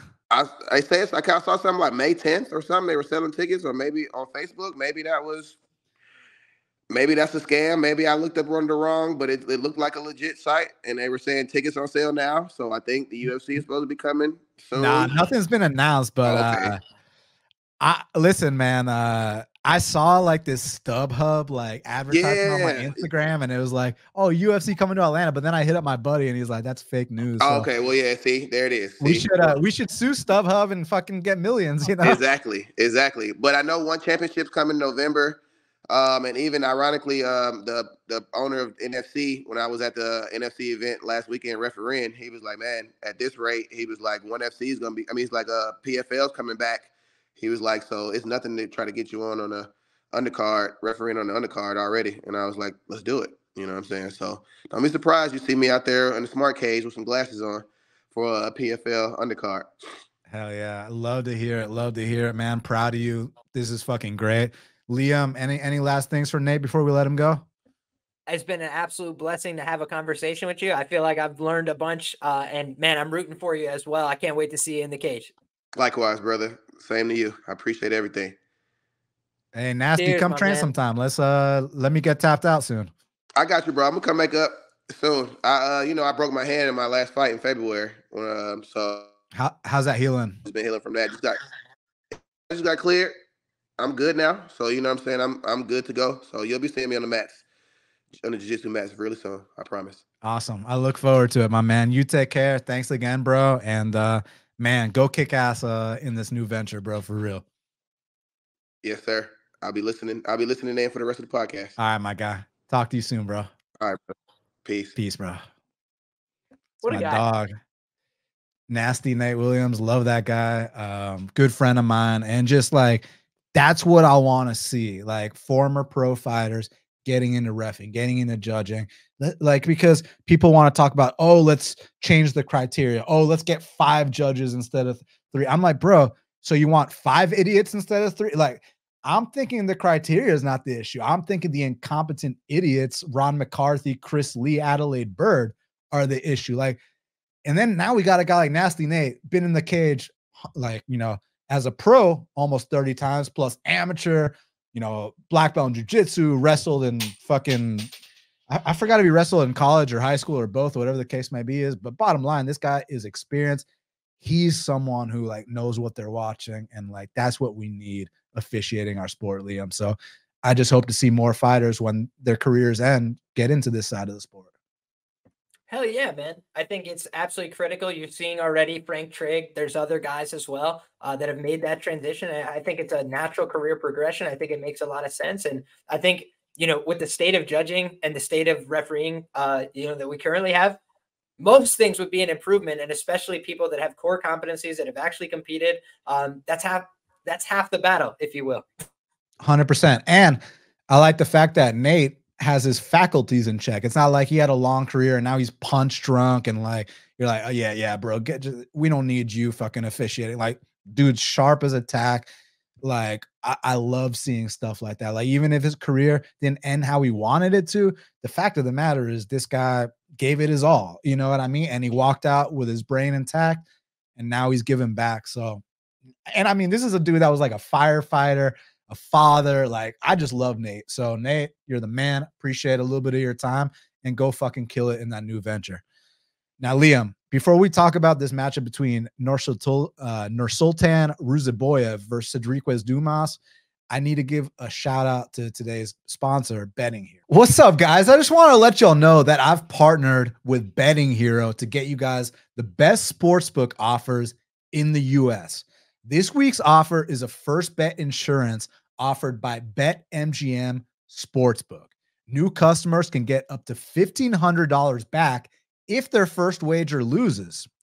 To get this offer, click the link in the description below to select the BetMGM offer. And guys, what I love about Betting Hero is that they're going to help, whether it's already existing players or new players, find new avenues to get their action down on. And one thing that I like about BetMGM is that they treat their existing customers to some great promos. It's not just new customers that benefit For example, they currently offer a ton of parlay boosts, currently have a 33% boost token for college basketball. You know, that's going on right now. And they also do them for loads of other sports. So stay tuned and I'll let you know if they drop one for UFC 300. But definitely click the link below if you're looking for new places to bet that are going to get you those boosts, get you those deals, and hook you up. So I got to say this, though. If you got a gambling problem, call 1-800-GAMBLER, available in the U.S. Call 877-8-HOPE-NY or text HOPE-NY 467-369-NY. Call 1-800-327-5050 from Massachusetts, 21 and up. Please gamble responsibly. Call 1-800-NEXT-STEP for Arizona, 1-800-BETS-OFF for Iowa, 1-800-981-0023 for Puerto Rico. First bet offer for new customers only if applicable. Subject to eligibility requirements. Rewards are non-withdrawable bonus bets that expire in 7 days. In partnership with Kansas Crossing Casino and Hotel. See BetMGM.com for terms. U.S. promotional offers not available in D.C., Mississippi, New York, Nevada, Ontario, or Puerto Rico. So, guys, you're looking for new spots to play, whether you're an existing player or a new player, hit up my guys, Betting Hero. They're going to get you set up. The link is in the description. And I hope that they can help you find some new spots and get you some good deals. So shout out Betting Hero for supporting today's episode of the podcast. And shout out to the fans. And I hope that this can help you all out somehow. Now, next up in the middleweight division, we got a matchup between Nursultan Ruziboev. He's 33-8, taking on Sedriques Dumas, who's 9-1. Currently, Liam, they got it. Nursultan Ruziboev -250. The comeback on Sedriques Dumas is +210. I kind of view Nursultan Ruziboev like this. Like, he's a guy that came into the UFC with over 40 professional fights. And in those 40 professional fights, you know how many finishes this man has?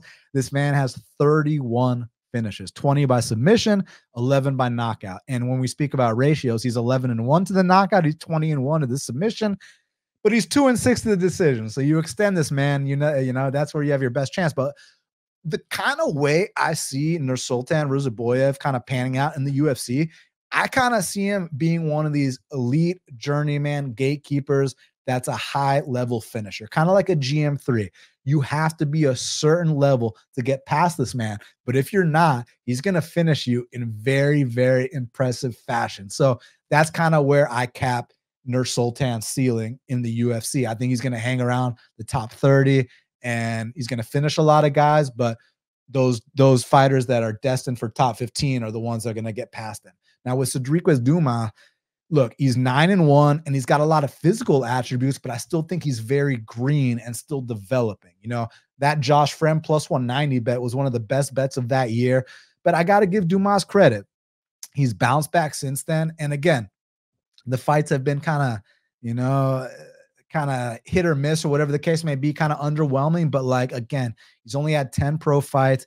He's still figuring things out, and he's got a lot of physical tools, the 6'2" with the 79-inch reach. And I mean, I think he's got a bright future. I just think that he's still ironing things out, and Nursultan's going to be, I mean, it's not, he's going to be, he is the much more experienced man here. So I think his experience can kind of, you know, set back Sedriques here, but I'm not interested at this price. And I think you can make an argument for a dogger pass situation, because usually with like these GM3 type guys, despite his last fight covering his -2 something against Barb, usually I like to bet those kind of guys at dog odds. What's your take?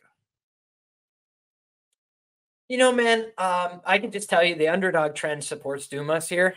You know, he's done very well as a dog. He's been a dog twice in the UFC. He's cashed both times for you. But the other thing is Nursultan Ruziboev, I think, was drastically underrated coming in. Hey, Cody Durden's calling, man. Should we see what he wants? Hey, man, absolutely. Maybe he'll hop on the air as well.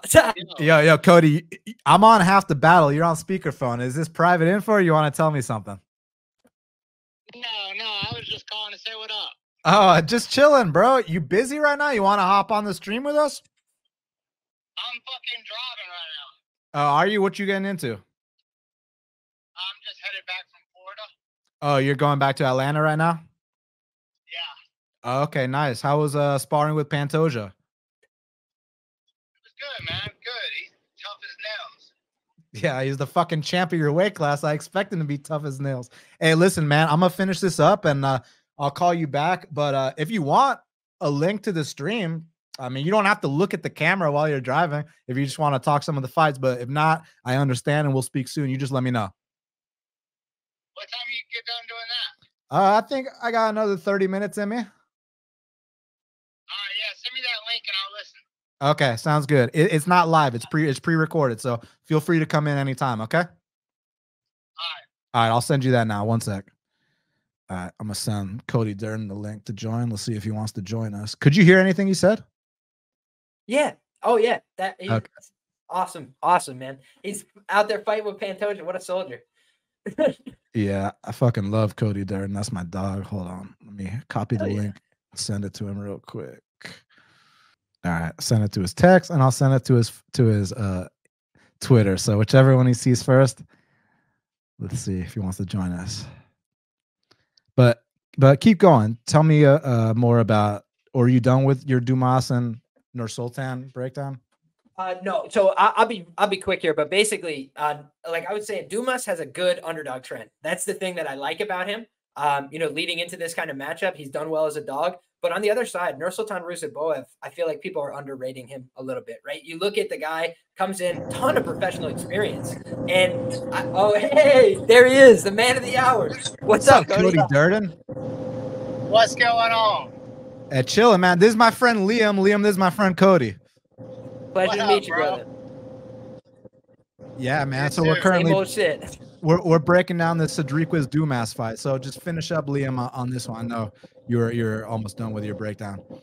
Absolutely. So basically, Ruziboev, I bet him last time out. He was plus 190 against Ferreira. I couldn't believe the line because I just felt like it was a minus 110 either way. And he went out there and kind of smoked him fast. The thing that was impressive to me there is he made a read about the kicks and then caught the second kick and killed him. If you look at the fight, he kind of went to grab for that first leg kick, didn't get it. And then he was like baiting him a little bit, like, oh, come on, kick me again, buddy. And then he threw the kick and he caught it, dropped him right away. And the ground and pound is lethal. So for me, the thing that I don't like about Dumas is that I think on the ground, he's still suspect. He did a good job against Cody Brundage. Cody Brundage is a gasser, and I bet him by submission there. I thought Dumas is going to go out there and use his physicality, use his skills. He's still getting better. But this guy was in court. Like, I'm not trying to, stir the pot. Like, this guy was in court like a month ago. Like, he's got other shit going on outside the octagon that could be a distraction. And Nursultan Ruziboev has moved his camp to Philly. He's working with a bunch of guys that are really serious, getting a little bit more local to the fight scene as well.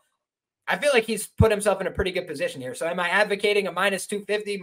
No, plus 190 is a great price to bet him at last time. But I feel like here it's a dogger pass situation. But I have a feeling that Nursultan's going to expose him on the ground here based on what I've seen, because Nursultan makes some weird decisions, but he's strong and he looks like he's very aggressive on the mat. And Dumas, I think that's the one critique I have, is like, he's not aggressive enough. And if you're getting submitted by Josh Friend, I have some questions about where your jiu-jitsu is at overall. So for me, that's the biggest problem here for Dumas, is I think he could get exposed on the mat. Cody, you got any opinion? Because this dude, Ruziboev, is 6'5". He's got a 33-8 record. So, this is his second UFC fight. He's already had over 40 fights on the regional scene. He's taking on a guy in Sedriques Dumas who's got a lot of athletic tools. He's got a lot of potential, but he's only 9-1. He's very inexperienced.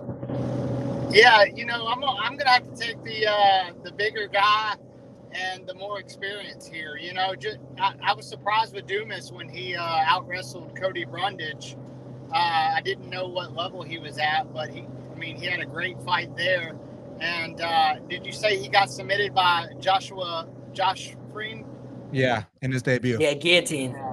Yeah, man, I'm gonna have to go with the experienced guy here. Now, next up in the featherweight division, we got a matchup between Bill Algeo, Senor Perfecto. He's 18-7, taking on Canada's Kyle Nelson, who's 15-5-1. And currently, they got it. Let's see.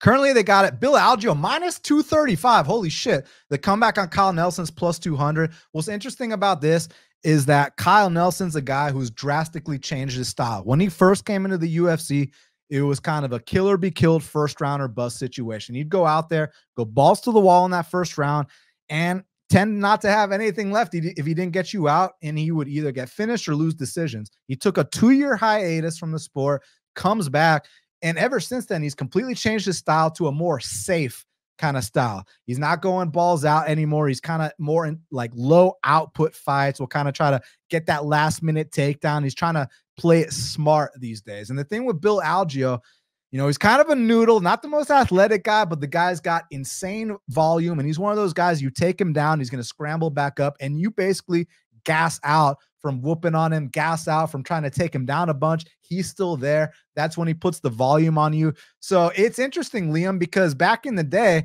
I would have thought that for sure Kyle Nelson is going to go balls out round one, gas out, and then that's where Algeo takes over in the second or third. But with Kyle Nelson's new kind of safe approach, how do you kind of see this one going, Liam?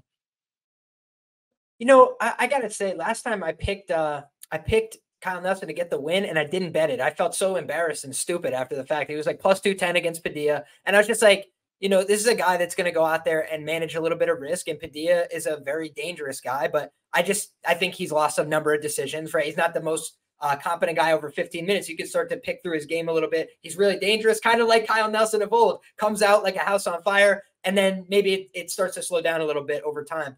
Kyle Nelson, you know, I do think of him as a guy that maybe changed his strength and conditioning, his supplements, you know, things like that. Like he seems like a guy who's in way better shape than he used to be to me personally. And I do think that helps, right? If you can push for 15 minutes, that's confidence as well. Knowing, hey, I could go out there, I could keep this going for longer. And the problem is Bill Algeo just does a lot at a high pace. So I think some of the old, you know, problems for Nelson could reemerge here, right? Especially if he's drawn into that firefight. Bill is a guy that's not afraid to go out there and get taken down by pushing the pace, by getting in your face. And that could be his undoing here. You know, when you're talking about minus 230 prices, what could go wrong is what you start to ask yourself. I think Bill could get taken down. You know, you just look over the course of his career, guys been able to ground him, take him down, put him on his ass, including Herbert Burns, right? A couple other guys, you know, they're cross-pollinated on this card. They all fought each other. And I think that Kyle Nelson's a guy that, you know, people don't give him his respect, but he's on a 2-fight win streak. He's done it as a dog twice. So you look at his record as a dog, 2-4 as a dog. Okay. But his last 2 as a dog, he's winning. He's printing you money. And you mentioned change in style, change in physique. There's some things that support, hey, he's getting better. He's also the younger guy in this matchup. So I think that Bill could definitely win here. But I would like to, you know, not be paying minus 230 for the privilege of finding out. I do think Kyle Nelson's going to come here to scrap hard. I don't think he's a guy that's just phoning it in on his career or anything. Still just 32 years of age. So I feel like Kyle Nelson still's got a lot to give. He's highly motivated in this spot. I think it's a winnable fight, but I think it's a tough fight for him based on the things we've seen confound him in the past: pace, pressure, aggression. Bill's going to have all 3 of those. So great fight on paper. I think it's really good matchmaking. Cody, I got to ask you, man, because Liam mentioned a physique change. So since you saw the left, how many times have you been drug tested? I've been drug tested twice. Okay. I like to hear that. Now, but let me ask you this. And if you don't want to answer this, I completely understand. Have a bunch of your teammates also been tested twice and thrice and more? Or are they kind of picking on the guys that are clearly like not on something like you? Well, I don't really know for certain because, you know, I was at ATT Team Lima for 2 months, and a lot of the guys, you know, are spread out right now. You know, Carl's in Vegas, Trey Sean got injured, and so I can't speak for those guys, but, you know, I don't really see a change in it, honestly. Okay, so it's just like business as usual since USADA, in your opinion. Yeah, for sure. I mean, nothing's changed. A lot of speculation, but I mean, it's the same process. It's just a different person taking the samples. You know, it's drug-free sport. That's all. Gotcha. So what do you think about Bill Algeo versus Kyle Nelson? Any opinions? I'm about to take the favorite here. You know, Bill Algeo, he comes out and he puts the pace on guys, and if I'm not mistaken, I saw Kyle Nelson get knocked out like in a preview. Has he lost TKO? Yeah, Billy Q. Yeah, Billy Q. I saw that last weekend in the preview, so I'll have to take Bill Algeo. Yeah, no, I mean, I agree with you guys. I think if it comes down to a case where you look at the box score and one guy's like doubled or tripled the other guy up on strikes, is definitely going to be Bill Algeo winning that. The thing I'm concerned about is from time to time, Bill Algeo will lose to kind of talented, flaky kind of guys like Ricardo Ramos, like Andre Fili, where those guys are great fighters. Don't get me wrong, but from time to time they'll flake out, like you've seen them do over their careers, right? So.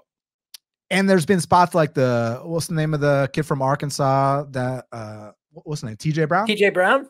Yeah, like that early in that TJ Brown fight, it was getting kind of sketchy, but TJ Brown kind of, it's got that Arkansas brain. So he made some bonehead mistakes there. But basically, I'm very curious if Kyle Nelson can kind of just make it into that slow pace fight, pin him up against the fence, kill some clock a little bit, limit the exchanges, get that opportunistic takedown at the end of the round, because Bill Algeo, he will scramble back up, but he will also give up that takedown. So it's really about Kyle Nelson playing it smart, but I still got to go with Bill, because at least with Bill, you know what you're getting. Whereas with Kyle, there's the killer be kill guy, the first rounder bust, and then there's this play it safe, boring decision guy. And I just feel like Bill isn't going to give him the space to, there's not going to, those in-betweens where Kyle likes to get his rest. That's where I think Bill's going to be doing his little taekwondo side kicks, running around the ring, pot with the jab. And those little things, are what the judges are going to be noticing. So yeah, I would say Algeo by decision or by late finish. Now, next up in the welterweight division, we got a matchup between Chidi and Njokuani. You heard correctly. Chidi is dropping to welterweight. He's 22-10, taking on the former Cage Warriors world champion Rhys McKee, who's 13-5. Currently, they got it. Chidi and Njokuani -140. The comeback on Rhys McKee is +120. So, gentlemen, here's my thing with Chidi and Njokuani. I mean, physically speaking, the guy's built like you'd want a fighter to be built. He's got insane striking technique. He's a black belt in jiu-jitsu. He's physical. He's got everything I want, but kind of like we were talking about with Jamall Emmers earlier, sometimes the mental doesn't quite catch up with the physical. When Chidi gets you, he gets you. But like historically speaking, I remember I max bet him back when he fought in Bellator against Melvin Gillard. Y'all remember Melvin Gillard, the young assassin?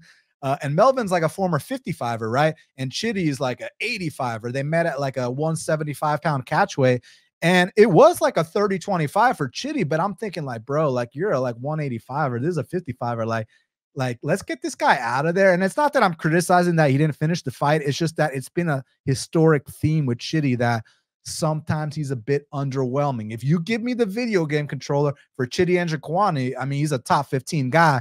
I don't have the video game controller. And if his first weight cut to 170 didn't go well, first weight cut in like 10 years, if he had a fight with his girlfriend the morning of the fight, like he's just one of those guys where, the mental is not where the physical and where the technique is, because the technique and the physical is right up there with anybody. And with Rhys McKee, he's the opposite.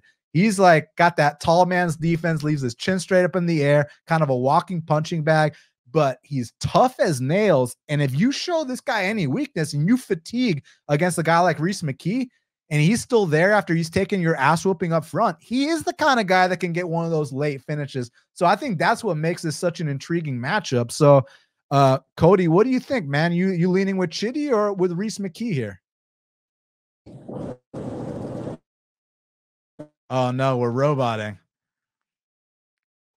I think you're driving through a shitty area. Nah, I can't. Oh, wait, you're muted. My bad. Hold on. Oh, no, it says you chose to mute yourself. There you go. There you go. What's up? Fuck. All right, we'll let you figure this out. Can you hear me? Yeah, now I can. Yeah, can you hear us? Yeah, I don't have any service. But I have no idea. I have no idea who those guys are, so I'm gonna have to pass. Okay. Hey, I like it. I like it. Liam, what you got? Yeah, I'll be pretty brief on this one. First of all, it's an Irish guy, right? So I'm biased as shit. I like Rhys McKee. I actually think that he was a live underdog against Angelusa last time. Angelusa beat the absolute tar out of him. If you go back and watch that, he landed about 40 unanswered ground and pound shots to the face. Rhys McKee just doesn't die, dude. He's a zombie. Like, if you kill him, that all I can do is take my hat off to you. But like, the guy is just willing to take insane amounts of damage to win fights. And honestly, that seems like enough to beat Chidi at this point. And I'm not trying to be disrespectful, but like, Michal Oleksiejczuk, is he better than Chidi at anything? No, maybe at boxing, throwing body shots, like that's it. And he was willing to take more damage than Chidi. Chidi got hit. He got hit. Honestly, I thought Oleksiejczuk got way more hurt in that fight over and over. But then he landed a couple big shots back, and Chidi, folded the 10, I thought. And I say that with love and respect, right? He's a very good fighter, but he's on the back nine of his career. He's on a 3-fight losing skid. And I think he's a little desperate. Moving down to 170, you could go find interviews that he's done in the past where he was like, man, felt like my body was shutting down, felt like my insides were on fire. Like, things that aren't very positive, right? Like, I wouldn't want to go back and cut weight if that's how I felt. And then it's like, why are you doing it? Maybe that's all the UFC offered him. Like, maybe they just said like, hey, maybe try it at 170, see if that's better for you. But like, this 185 gimmick's not working right now. And honestly, he's twice the size of Michal Oleksiejczuk. So Michal Oleksiejczuk competed okay at 205, right? If anything, I would have said, hey, Chidi, move up. Stop cutting weight. Just feel good. He's instead cutting weight. He's making life harder on himself. Is that going to be fun in training at 35, cutting all this weight? Like, is he getting better in the training room right now? No, I would assume he's very disciplined, trying to make sure that he gets to this weight. And that's the first fight before the fight. It's like, I think he's going to be suffering. And I think Rhys McKee, on the other hand, is like knowing if I could just take a barrage from this guy, I can win. So the thing I want to give Chidi the hats off for is like, he can close the show in an instant. He can hit you with a kick that you never saw coming, shut your lights off. But he's got about 4 minutes to do it, I feel. And Rhys McKee will probably take over the fight if he doesn't do it. So give me Rhys McKee here. Grit and guillotines, baby, the Irish way. That's what I'm expecting. Let me ask you this, though, and I want both y'all's opinion on this because, everything you said is valid. 35 years old, hasn't cut to this weight in a long time, and a while back mentioned, like, dude, I will never drop to 70 ever again. But you hear Dana often talk about, we're going to get him with the people at the PI. They're going to do all these tests. They're going to get him on the right nutrition plan. So I'm curious, Cody, actually, because I know you had experience at the PI. They ran all those tests on you. Do you think that with the right, diet plan, nutrition plan from the PI, with them running all those tests, that this gigantic man could make 70 here in a healthy way?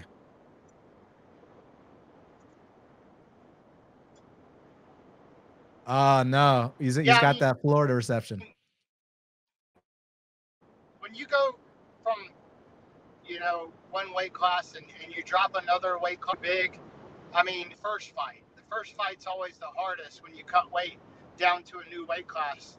So, will he gas early or will he not have a chin like TJ Dillashaw? You just never know. So, looking forward to seeing that fight, though. For sure. All right. Well, let's move on, gentlemen, because next up in the strawweight division, we got a matchup between Loopy Godinez. She's 12-3, taking on Virna Jandiroba, who's 19-3. Currently, they got it Loopy Godinez minus 200. The comeback on Virna Jandiroba is plus 175. Great fight. I'd say Virna Jandiroba has some of the best jiu-jitsu, not just in that weight class, but in women's MMA. I remember when I bet her against Felice Herrig, and I don't remember the exact submission, but I just remember it was like in the first 2 minutes or so. I think she like took her down, swept her, like submitted her right away. Like it was exactly like what I wanted when I'm laying. I'm sure it was chalk. Because Felice was like on her way out. So I love Virna on the mat. I love real jiu-jitsu, and Virna's got the realest in that weight class, amongst, the Derns and everyone else who's, up there. And Loopy, she's kind of hot and cold. She's kind of hit or missed. But what I like about Loopy is that she's staying the course. Like she's putting in the work. She's going through her ups and downs, and she's paying her dues. Like, you love to see that. She's won 6 of her last 7 fights, which is fantastic.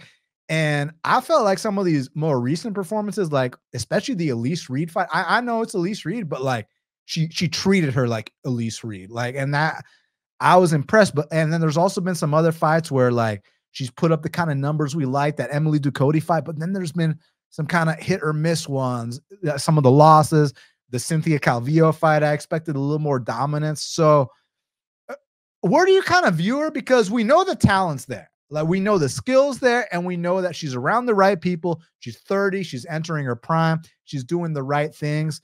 But one mistake on the mat with Virna, and the fight could be over shortly after. So there is a good strategy here. Let's wrestle in reverse. We got that wrestling background. Let's keep this standing.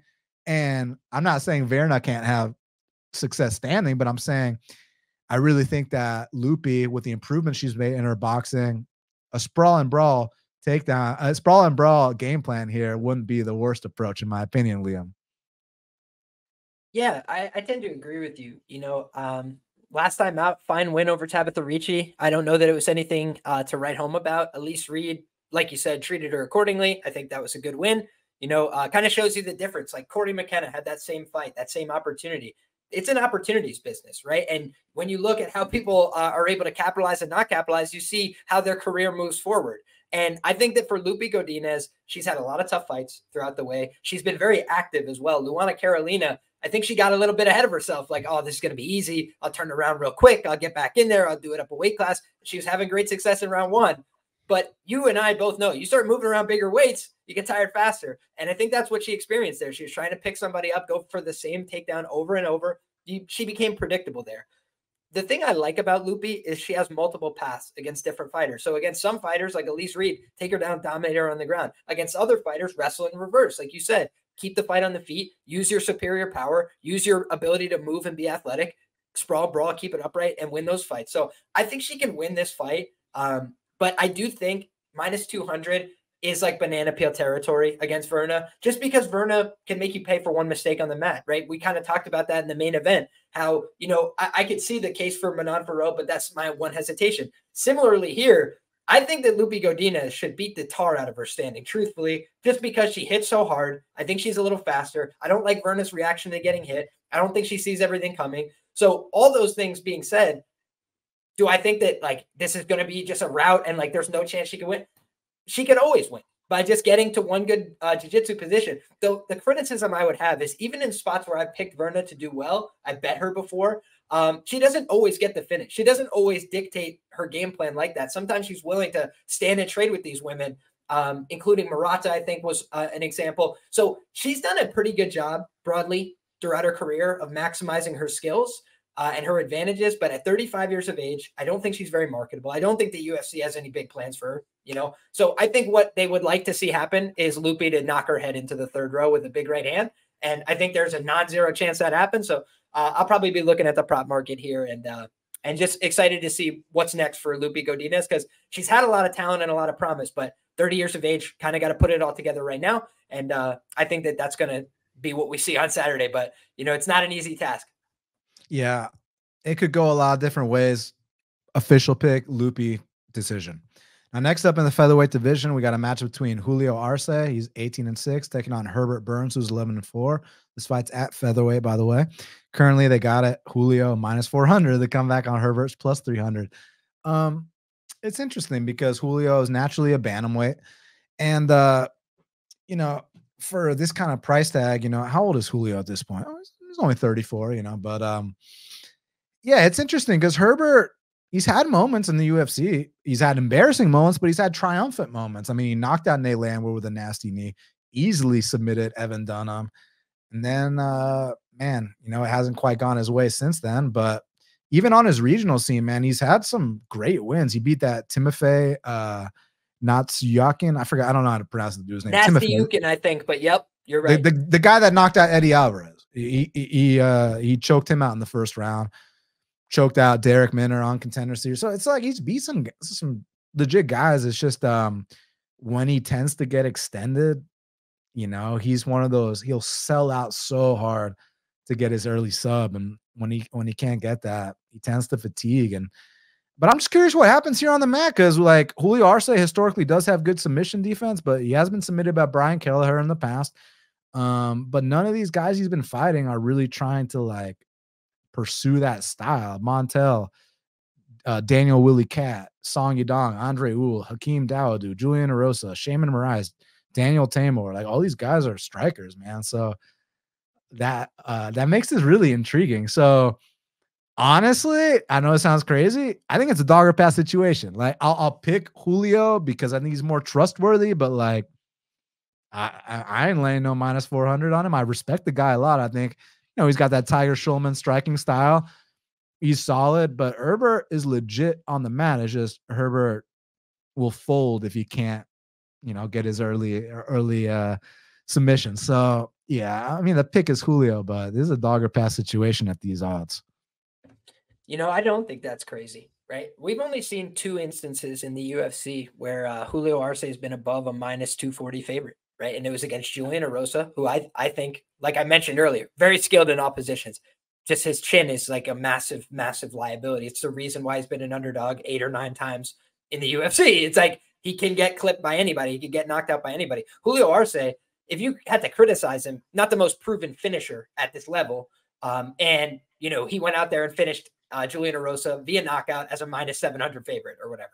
But the reason he was so heavily favored there, I feel, is because Julian Erosa will give you the fight that you want. So if you want to go out there and stand and bang, that is exactly what he will do. Ramos wanted to wrestle. He found out the hard way, that the guillotine, the grappling of Julian Erosa is legit. But that's not how, we saw Arce approach it. He used his fundamental kickboxing. Like you said, Tiger Schulman's guy. I have nothing but love and respect for these Tiger Schulman's guys. The pride of Section 9, baby. Shane Burgos, he's a Tiger Schulman's guy. So I have nothing but affinity for these guys. The one thing I will say is, does the UFC care as much about that relationship as they used to? I would argue there's some signs that maybe they don't, right? Lyman Good, was he treated very nicely and given all these great opportunities? No, I think his last fight was Bilal Muhammad, and he hasn't fought since in the UFC. Shane Burgos, Dana White's like, we accidentally didn't re-sign him. It's like, I've never heard them accidentally not re-sign anybody before. So it was just a weird circumstance and situation. Shane got paid. God bless him for it. He deserves it. But when you look, there's been a couple of things where I'm like, man, last fight on the contract for Julio Arce, is that like a point of passion? Does that make you more anxious to go bet on the guy at minus, 3XX? Not for me personally. A little bit more pressure, if anything. Well, at least he's staying consistent with the weight class, right? No, he's been bouncing up, down, around minus 145, 135, right? Is Herbert Burns making 135, my brother? That ain't happening, right? He missed weight, 149 and a hook at 145 pounds. So he's a big guy. And Herbert's a guy that's been a black belt for 10 years. He's not new to this. He's true to this, okay? So when we talk about how good Herbert Burns is, I do think some of it gets lost in translation. He's a very, very talented grappler. Gilbert always said, he's like, this is my brother who doesn't work as hard as me, but he's way better at jiu-jitsu. Like that's Herbert. And you look at how Herbert was treating, Bill, right? Another guy that we just gave a lot of credit and praise to. He took him down instantly, wrapped him up around the waist, slammed him to the ground, was in side control, let him roll to his stomach, took his back, and then almost finished him with a triangle choke. That's what happened. And then, the thing that I think is lost about that fight, and maybe I'm the delusional one, but if you listen to Herbert talk about the fight, he's like, hey, listen, my knee gave out, right? Like I was going for a triangle choke really hard. For the second time in my career, I popped my knee. And he's like, and I started to panic because I just spent a lot of energy going for the finish. Now I'm here. What should have been a finish for me, in my view, is like, now my leg hurts, so I have to let go. He lets go of the choke. And dude, he never looked like he was in the fight at all the rest of the way. And I believe it's because he was panicking. When you're in a fight, the worst thing that could happen is you're out there and you're like, man, I no longer have the tools to compete, whether that's exhaustion, right? Which is what everybody's claiming it was, or whether it's, I just re-injured myself and now I'm panicking because I know I'm out here for another 12 minutes and I can't stand. I can't use my leg. Like I'm a jiu-jitsu guy. I need my legs to compete. It's like, this is going to be a tough out for me. So him getting carried out of the octagon has become like a meme. Like, oh my, it's the most embarrassing thing ever. Y'all ever tried to walk on a destroyed knee? Y'all ever blown your knee out? I mean, I've seen guys that are the toughest guys you've ever seen finish a match, but then on the bus ride home, they are crutching and limping around the back because eventually you just can't stand on your knee anymore, right? Like it will just start to give out. So I feel like Herbert Burns gets a bad rap because he gassed out in 2 fights.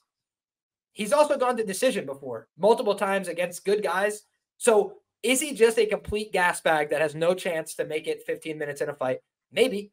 That's a theory. But we've talked about, maybe the drug testing's changed just a little bit, right? maybe some of these guys are getting a little more confidence, a little bit more brazen with their, flaunting of the rules and these kind of things. OSP's out here at 41 years of age or whatever he is, throwing 200 plus significant strikes in a UFC fight in the year of our Lord 2024. So a lot of things have been happening that are interesting to me, piquing my eye. Then I look at him on social media. Is he, phoning it in? No, he's training with other high-level black belts. He's out there putting in a lot of work on the mats, going to different places to get looks in training and sparring, and he looks to be in good shape physically.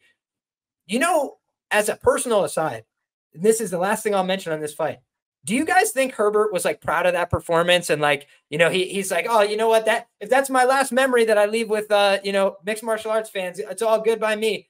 I don't think so. And I think we all can relate to, hey, sometimes you go out there, you try your best, it doesn't work out, and you want some revenge. You want to get back.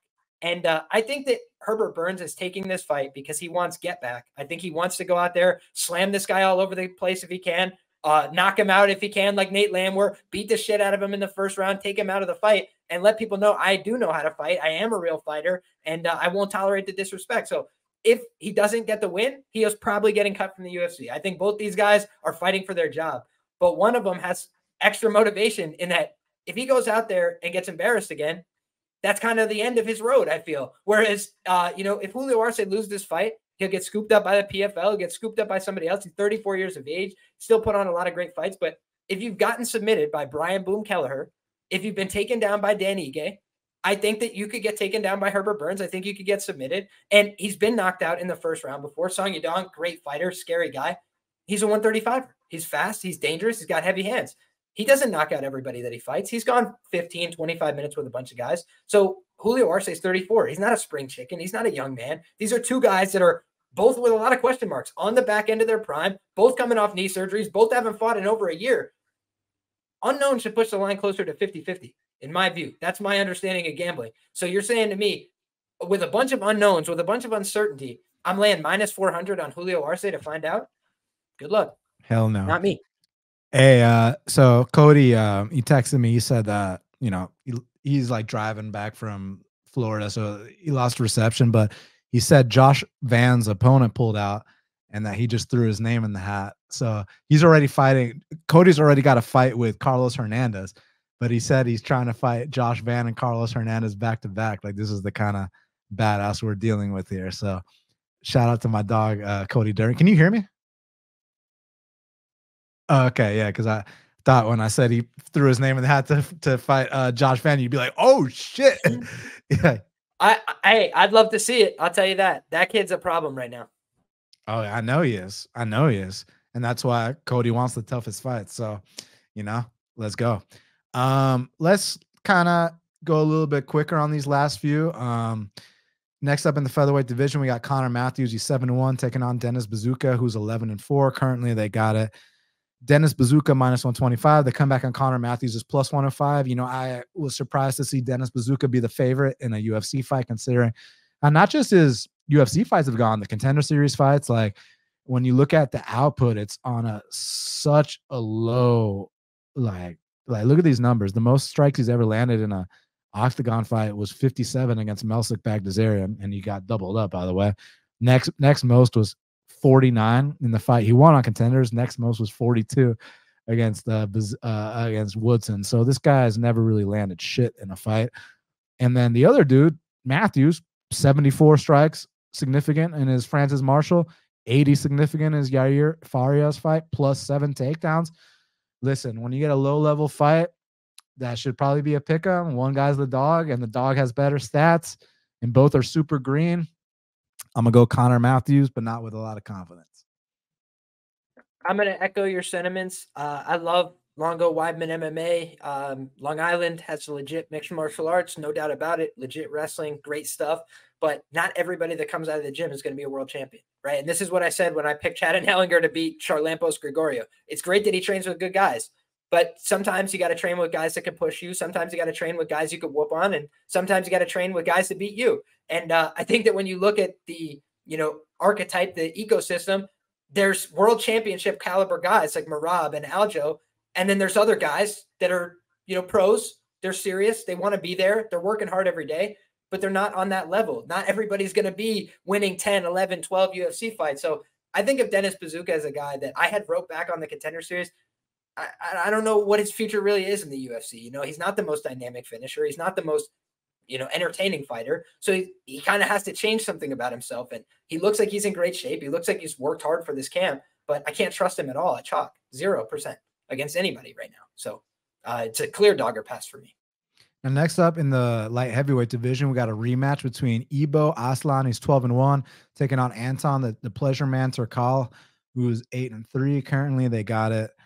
Ibo -130. The comeback on Anton's +110. Listen, man, I'm not a fan of the pleasure man. Never have been. Like I was telling you earlier, people fall in love with their Jared Vanderas, their Parker Porters. For some reason, this bum pleasure man is one of those guys that they love betting on him for whatever fucking reason. He loses every single fight. The guy does not belong in the UFC. Interestingly enough, this is a rematch because Anton handed Ibo his first ever loss. Ibo beat the shit out of Anton for like 7 minutes. Gas, got his back taken, got choked out. He was like 23, 24 at the time. I bet he's been going to bed every single night waiting for the chance to rematch and get his revenge on this dude, pleasure man, because he was clearly the better fighter. And now you get to do it in your UFC debut. And this dude, Aslan, is a muscled up guy, you know, can mix in wrestling, he can strike, he can do it all. Maybe questions about the gas tank, but I felt like his last few fights, he's been pacing himself more. And like I said, I bet he's been going to bed every single night, dreaming of the day he gets to get his rematch because he was the clearly better fighter on that fight. Just pulled like a little young stunt. And then after the fact, pleasure man's taunting him and all these things. Like, I bet he cannot wait to get his hands on him. And I think he's going to come out here and knock this guy out. And this whole pleasure man bullshit experiment is done. Thank God. I mean, like, pleasure man won his contender series fight. They didn't sign him, but then they needed someone to step in for Jailton. So they're like, oh, let's call this guy. Gets choked out in the first round.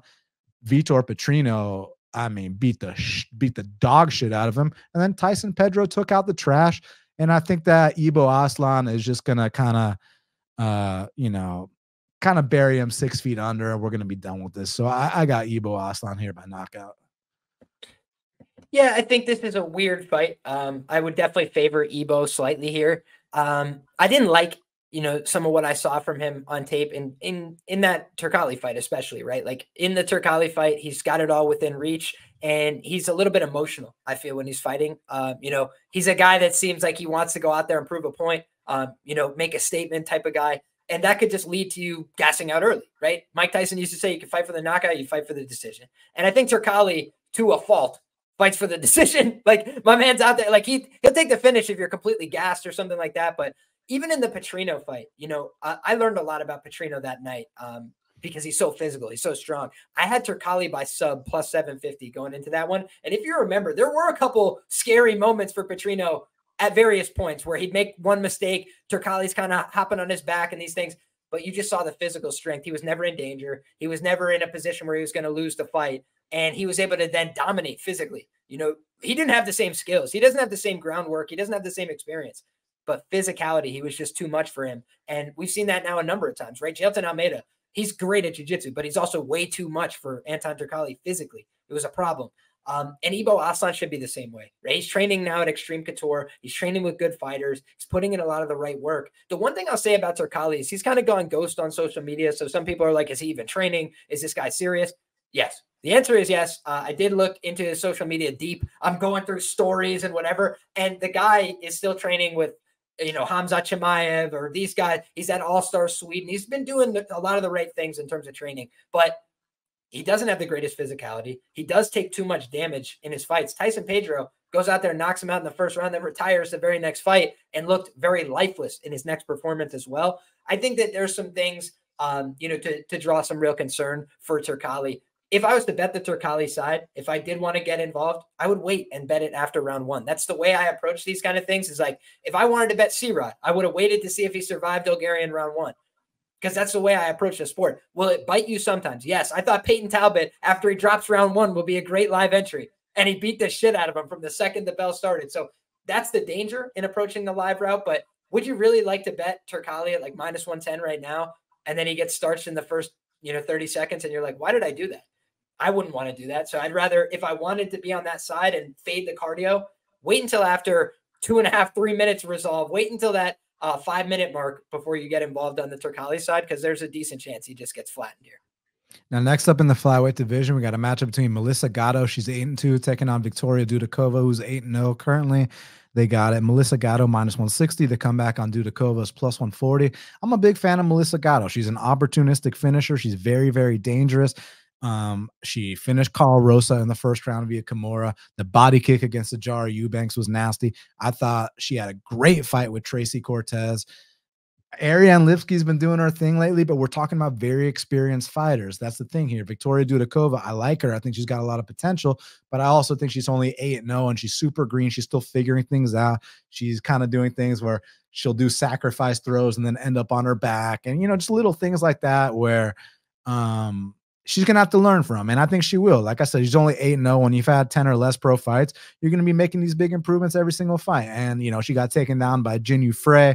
And how long was she held down for? And she gave up like close to 4 minutes of control time there. So like little things like that, she's going to fix. She's moving up a weight class here. I just think Melissa Gatto, a little bit too experienced, a little bit too more physical.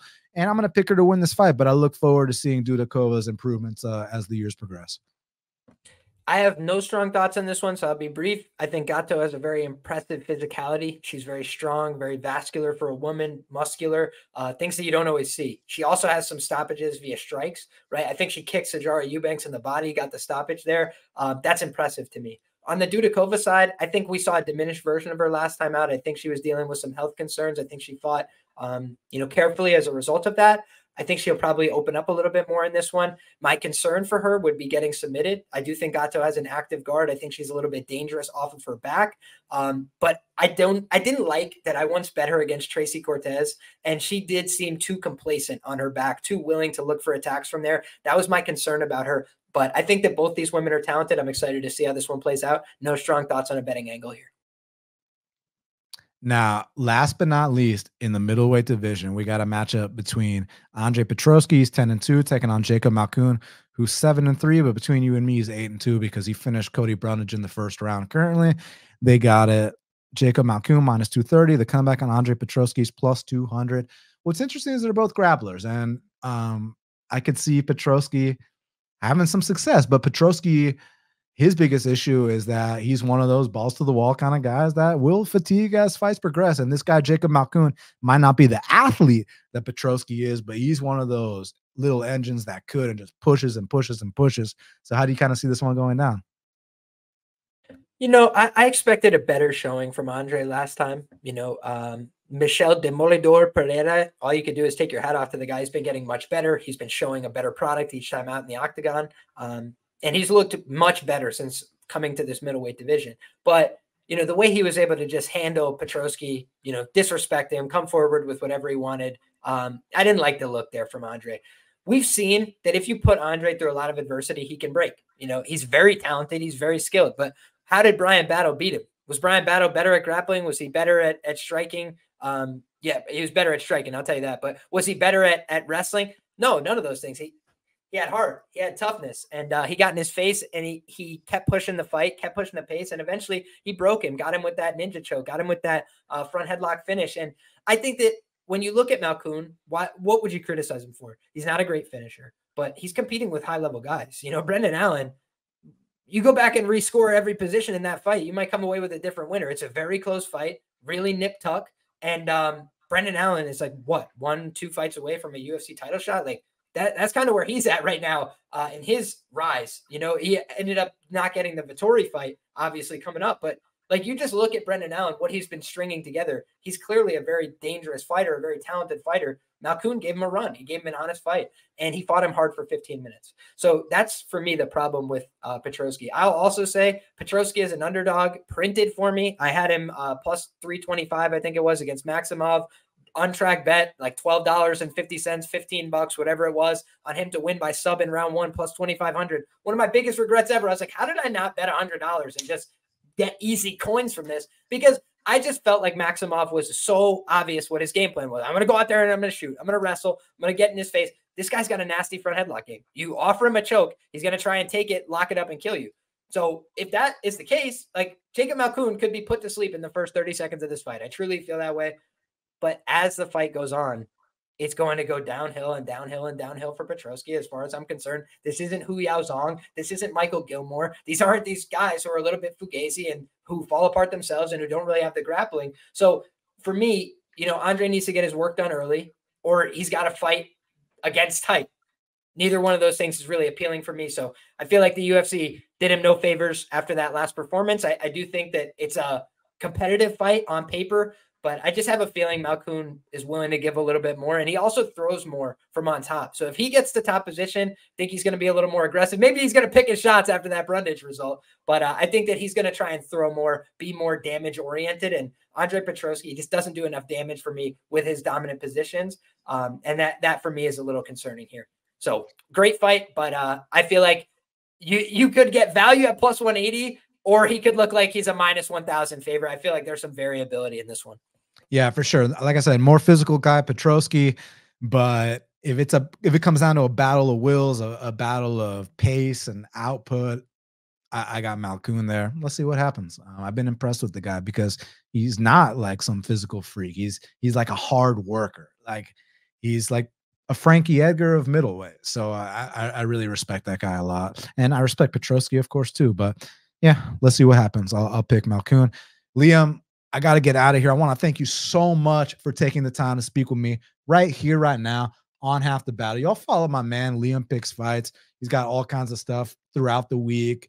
Very quality person, most importantly, but also very quality content.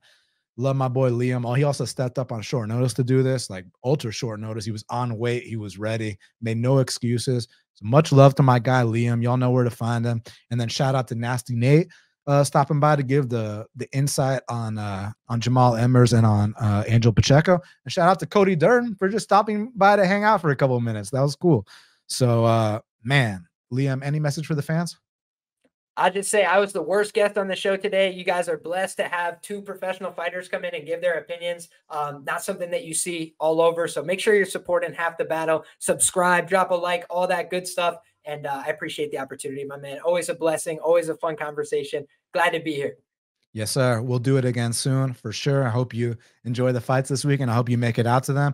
For all the fans, thank you so much for all your support. Truly appreciate it. I'm on Twitter at Best Fight Picks. I'm on Instagram at Half the Battle Pod.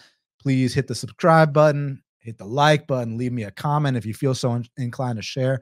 I truly appreciate that too. And hit up my sponsor, Betting Hero. If they can help you find more opportunities, take advantage. So thank you guys again. And until the next time, let's cash these bets.